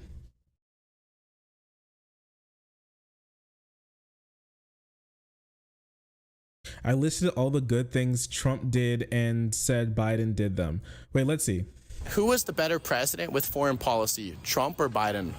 Biden. I thought it was really good how Biden hasn't started any new wars. Yeah. Like there was no Russia-Ukraine war with Biden. There was no Israel-Palestine war. Yeah. Yeah. He's done a does he think that like America controls the world? I don't know, it's just my question. Do you think America controls the world? It's just like a really important question. I want to know. I just want to know. Do you control the world? Because if so, then I mean like, do you think Biden sat down and was like, boy, I can't wait to start a new war today? Literally nothing happens in the world without America giving well, sorry, not even like America, the president giving their go ahead. That's how that works. Biden started Ukraine and Israel. Yes. A lot, obviously. You know, the first Step Jobs Act, right? Record low unemployment for minorities. That's happening right now as well. The child tax credit. Yeah. Record low gas prices, record high 401ks and stock markets. Like, it's done really good, you know? All right. Yeah. The stock market has actually bounced back higher than higher than like pre-pandemic levels, actually. He's just with us. Yeah, Have a good day, man. I really didn't know where it was going. Have a good day. Wait, I'm not messing with you. No, I know you are. I'm not an idiot. You have a good day, though, man. Oh, let's go. I didn't say you were an idiot, brother. You just walk away? Huh? You walk away? Dude, you're not gonna. No. It's all right, man. Have a good day. Oh, I just wanted you to defend your position, though. No. I'm not gonna play the debate lord game where you pretend like we don't know what we're talking about. All right? Have a great day, brother. See you. Wow. I guess I'm a debate lord. I guess you know what? I'm calling him to prove it, Mr. Debate Lord. I want him to come on stream. I want to talk to him. I also love Donald Trump. I want to talk to the Debate Lord. I'm not playing this debate. I want to talk to the Debate Lord. I want to know. I'm going to reach out to him. I need to reach out to him. He's on Truth Social. Here, let's see. Because he likes to post a lot of these to TikTok. One more thing and I want to get rid of him. I want to see what he's doing on TikTok. Here it is. Here's his main platform, TikTok. He's a TikToker. Oh my gosh, his engagement is terrible. 6%, 4%, 2%. Good golly. Shark, Pog. Anyways, Alex, thank you so much for becoming a member. That's incredibly kind of you. Thank you so much. Thank you for joining the frenzy on YouTube. Thank you for that. I really appreciate you. Thank you. It's always great to we just started pushing membership, so I really appreciate you hopping on, and I hope you enjoy the getting access to new videos early.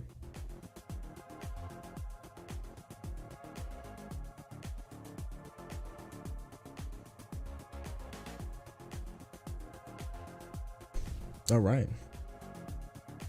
What's he truthin'? He truths everything. He truths literally everything.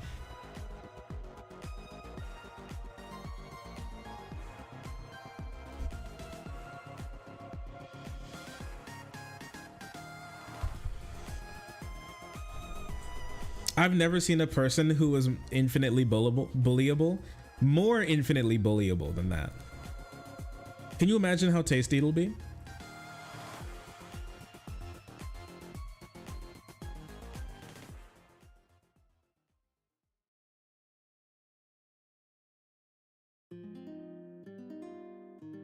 I don't know. I really want to know, like, if everything that the DOJ does under a president is that president's doing, if any conservative went to jail under Donald Trump, does that mean Donald Trump put him in jail?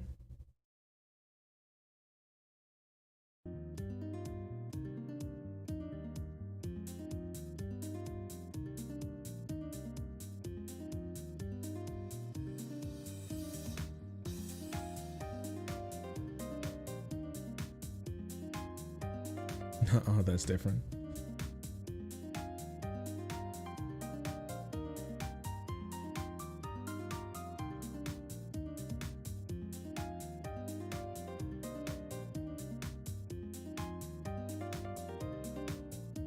Here, let's see. What else I got? What else I got in the pocket?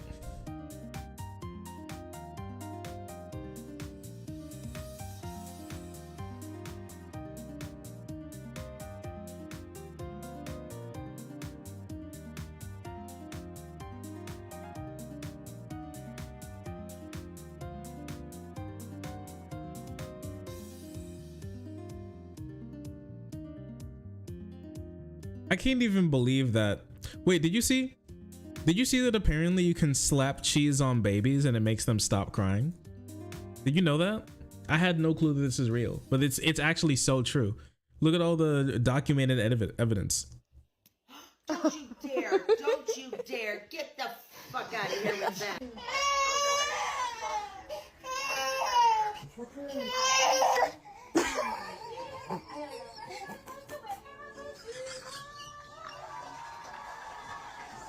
And he's good. And just like that, crying solved. Revolutionary if true. It's true.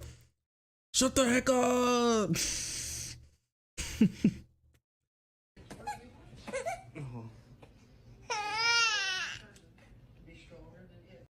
Look at that. Instantly. Look at that knee-jerk developmental response. That's a response that's more animal than anybody has that's ever been known. Okay, that is a pure, that's primal. That's a response that's baked into that baby's DNA. Raw confusion. You don't get anything like this these days.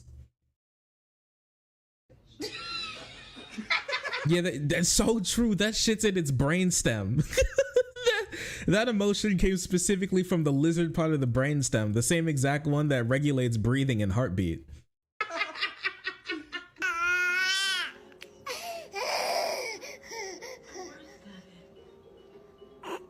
And it's over. The crying is over, just like that. It's crazy. I didn't think it's real, but it's real. It's real. They just stopped crying.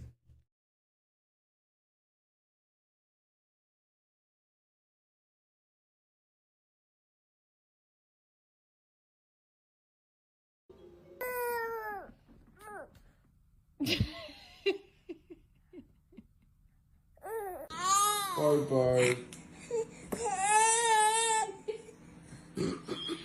Fixed. It's perfect.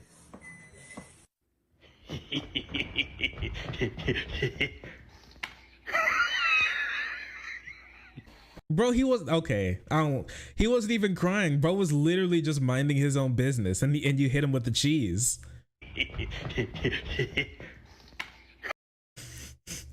That was dirty. That one was pretty messed up. He was literally vibing, minding his own business, just only to get cheesed for no reason.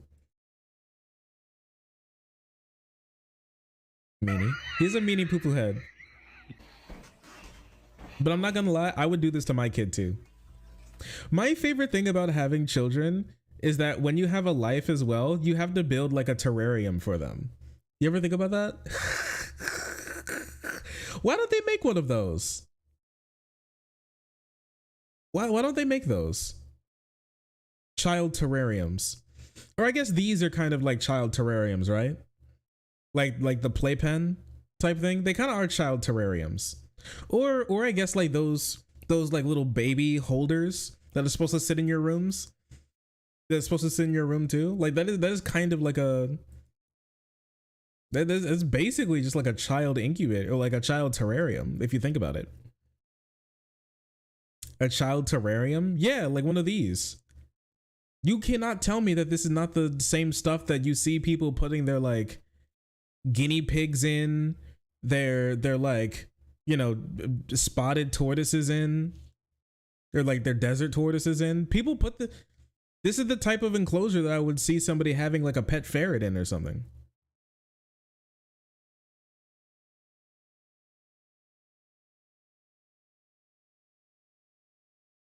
Who found this out? You had a crying baby and you had a slice of cheese in your hand and you just, what if? Yeah, the thing is like, that's something that I would do. If I had a kid and I was making a sandwich or something and they were crying, I just do the flick, like, fuck you. And then it just hit him right in the forehead. Cause it sounds funny. You can't tell me that doesn't sound really funny. Just twirling a piece of cheese and having it land directly on the massive multi-segmented unfused dome piece of a small infant. Thwap. Yeah, and the slap it makes when it hits their face is really funny.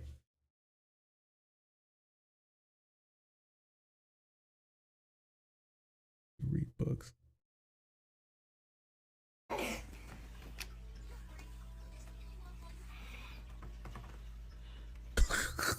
Now that's betrayal. He was also just literally not doing anything.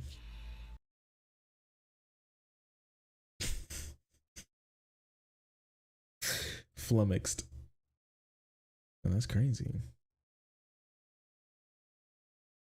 John's having.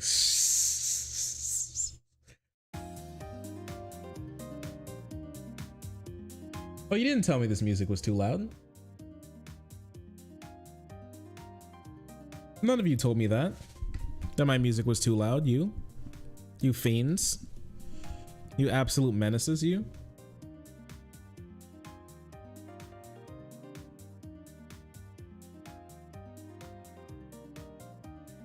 You goofballs.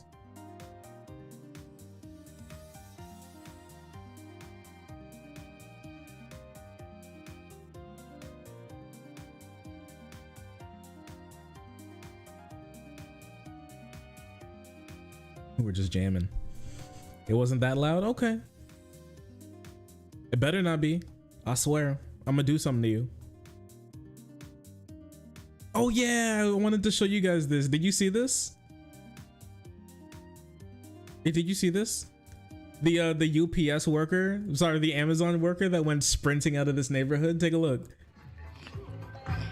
Amazon man getting up out of here. You see all these black folks. He's running. That shit funny as hell. I can't lie. This shit's really getting funny. Up out of here. You see all these black folks. He's running. He did hit the people run. Now I will say, just so you know, Amazon workers are always on the clock. They're constantly on a timer. So He could actually just be not wanting to get fired because he needs a job, because he's a normal person, and he might not actually be super giga racist. I have no clue. I have no clue. You know, that's a South Carolina neighborhood. I'm gonna be honest, I don't want to deliver mail to a South Carolina neighborhood either. Mostly because I hate South Carolina. But that's just, I don't know, that's just me though.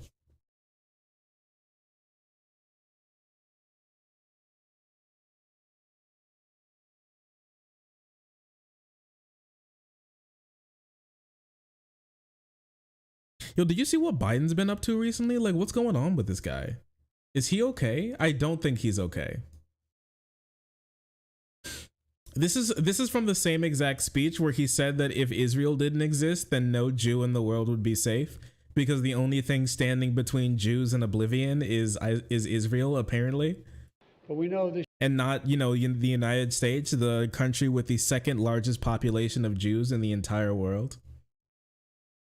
Tyrannics, thanks for the gifted sub. Thank you, buddy. Thank you. Thank you. Thanks for the gifted sub. Thank you. Thank you. But we know this year's Hanukkah is different. Hanukkah? 65 years since the deadliest day of the Jewish people since the Holocaust. 65 years.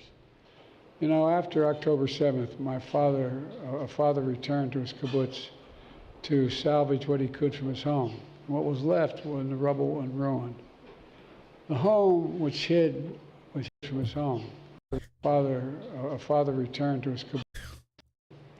It's been 65 years since the deadliest day of the Jewish people since the Holocaust. 65 years. This meme is very real. You know, after October 7th, my father, a father returned to his kibbutz to salvage what he could from his home. What was left was in the rubble and ruin. The home which he had hidden in with his wife and his daughter for 20 hours before being rescued. But we know this year's Hanukkah is he okay? What's going on right now? Is bro good? Ooh, no, he isn't. He's not. Uppers are becoming downers. Riding solo, I'm just swerving through my ends. When I'm sober, I just don't like who I am. He's speaking in suggested words. Ooh, he'll be ripe as a spring chicken come 2028. The thing is, Biden has like massive downer moments. He might just be sleepy. Who knows? He could be sleepy. He could be a sleepy baby. And maybe tomorrow he'll pick it up. Who knows? Oh wait, Grandpa, it's time for a nap. I'm 99% sure that Joe Biden's dad did not live in a kibbutz. After October 7th, my father returned to his kibbutz. Different. It's been 65 years since the deadliest day of the Jewish people since the Holocaust. 65 years. Does he mean 65 days? Since October 7th? He said 65 years? It's been 65 years, and my dad went back to his kibbutz. He's actually losing it. You know, after October 7th, my father, a father returned to his kibbutz to salvage what he could from his home. What was left was in the rubble and ruin. The home which hid... Who's this guy? He had hidden in with his wife and his daughter for 20 hours before being rescued. Okay. All right. Okay, I see. Some people are taking this a little crazy. He said my dad, but then he corrected himself and said he said my father and then corrected himself and said a father. Returned to his kibbutz. You know, after October 7th, my father, a father returned to his kibbutz. Yeah, he said a father returned to his kibbutz. Okay. Never mind. It's not as crazy as people are making it out to be. Yes, our Father who art in heaven, hallowed be thy name. Thy kingdom come, should be done on earth as is in heaven. Can I get an amen?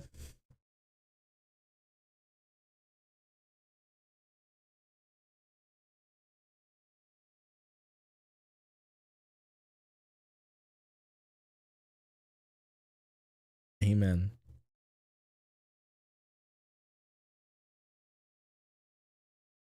Oh, a new game's coming out. It's called Cookie Cutter Hype. Victor Garbanzos declared that the worthy would no longer fear death. We just never got the chance. Infonet came for us.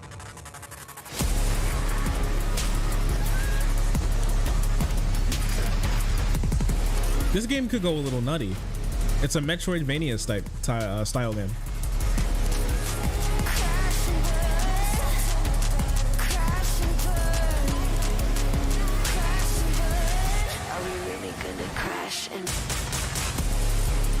Animation's super interesting. I just want to see how it goes.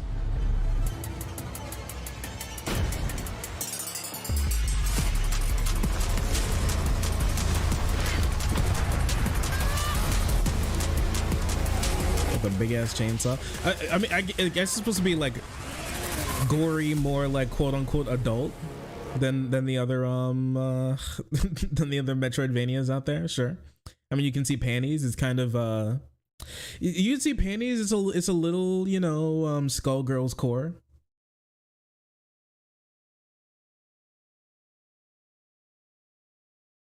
Cookie Cutter Hype is an interesting name. Is it ironic? Probably. Or I think it's just called Cookie Cutter, not Cookie Cutter Hype. Yeah, no, Cookie Cutter is his actual name. That's legit tomorrow. Yeah, it releases tomorrow. I guess we'll see. I'll put it on my wish list. We'll see what happens. I'll probably pick it up sometime.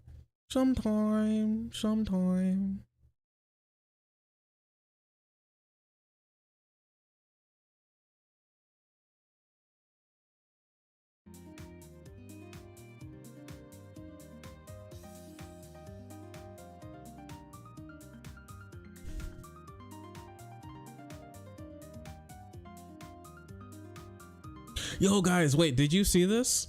You know the guy who pretends to be Carl Schwab and is like, hello, it's me, Carl Schwab, and I will bring in the new world order and you will eat the bug. That guy who makes like TikToks, who makes like Carl Schwab TikToks about the World Economic Forum destroying the entire world and ushering in the one world government. That guy has moved on from simply just making TikToks and Carl Schwab live streams to now making rap music videos. He's gone nutty. He's losing it.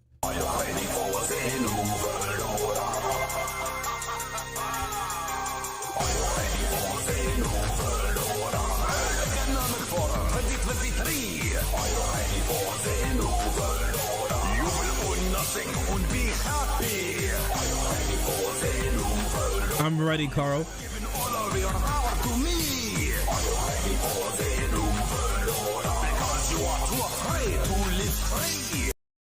You are too afraid to live free.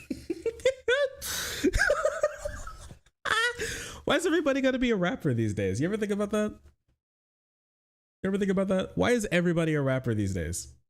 Is this a real person? I believe so. I think it's a real person who somebody said looks like Carl Schwab, or it's like a person who like deep fakes Carl Schwab's face onto him. I forget which one. I don't think about it. All I know is that this is Carl Schwab to me. All right.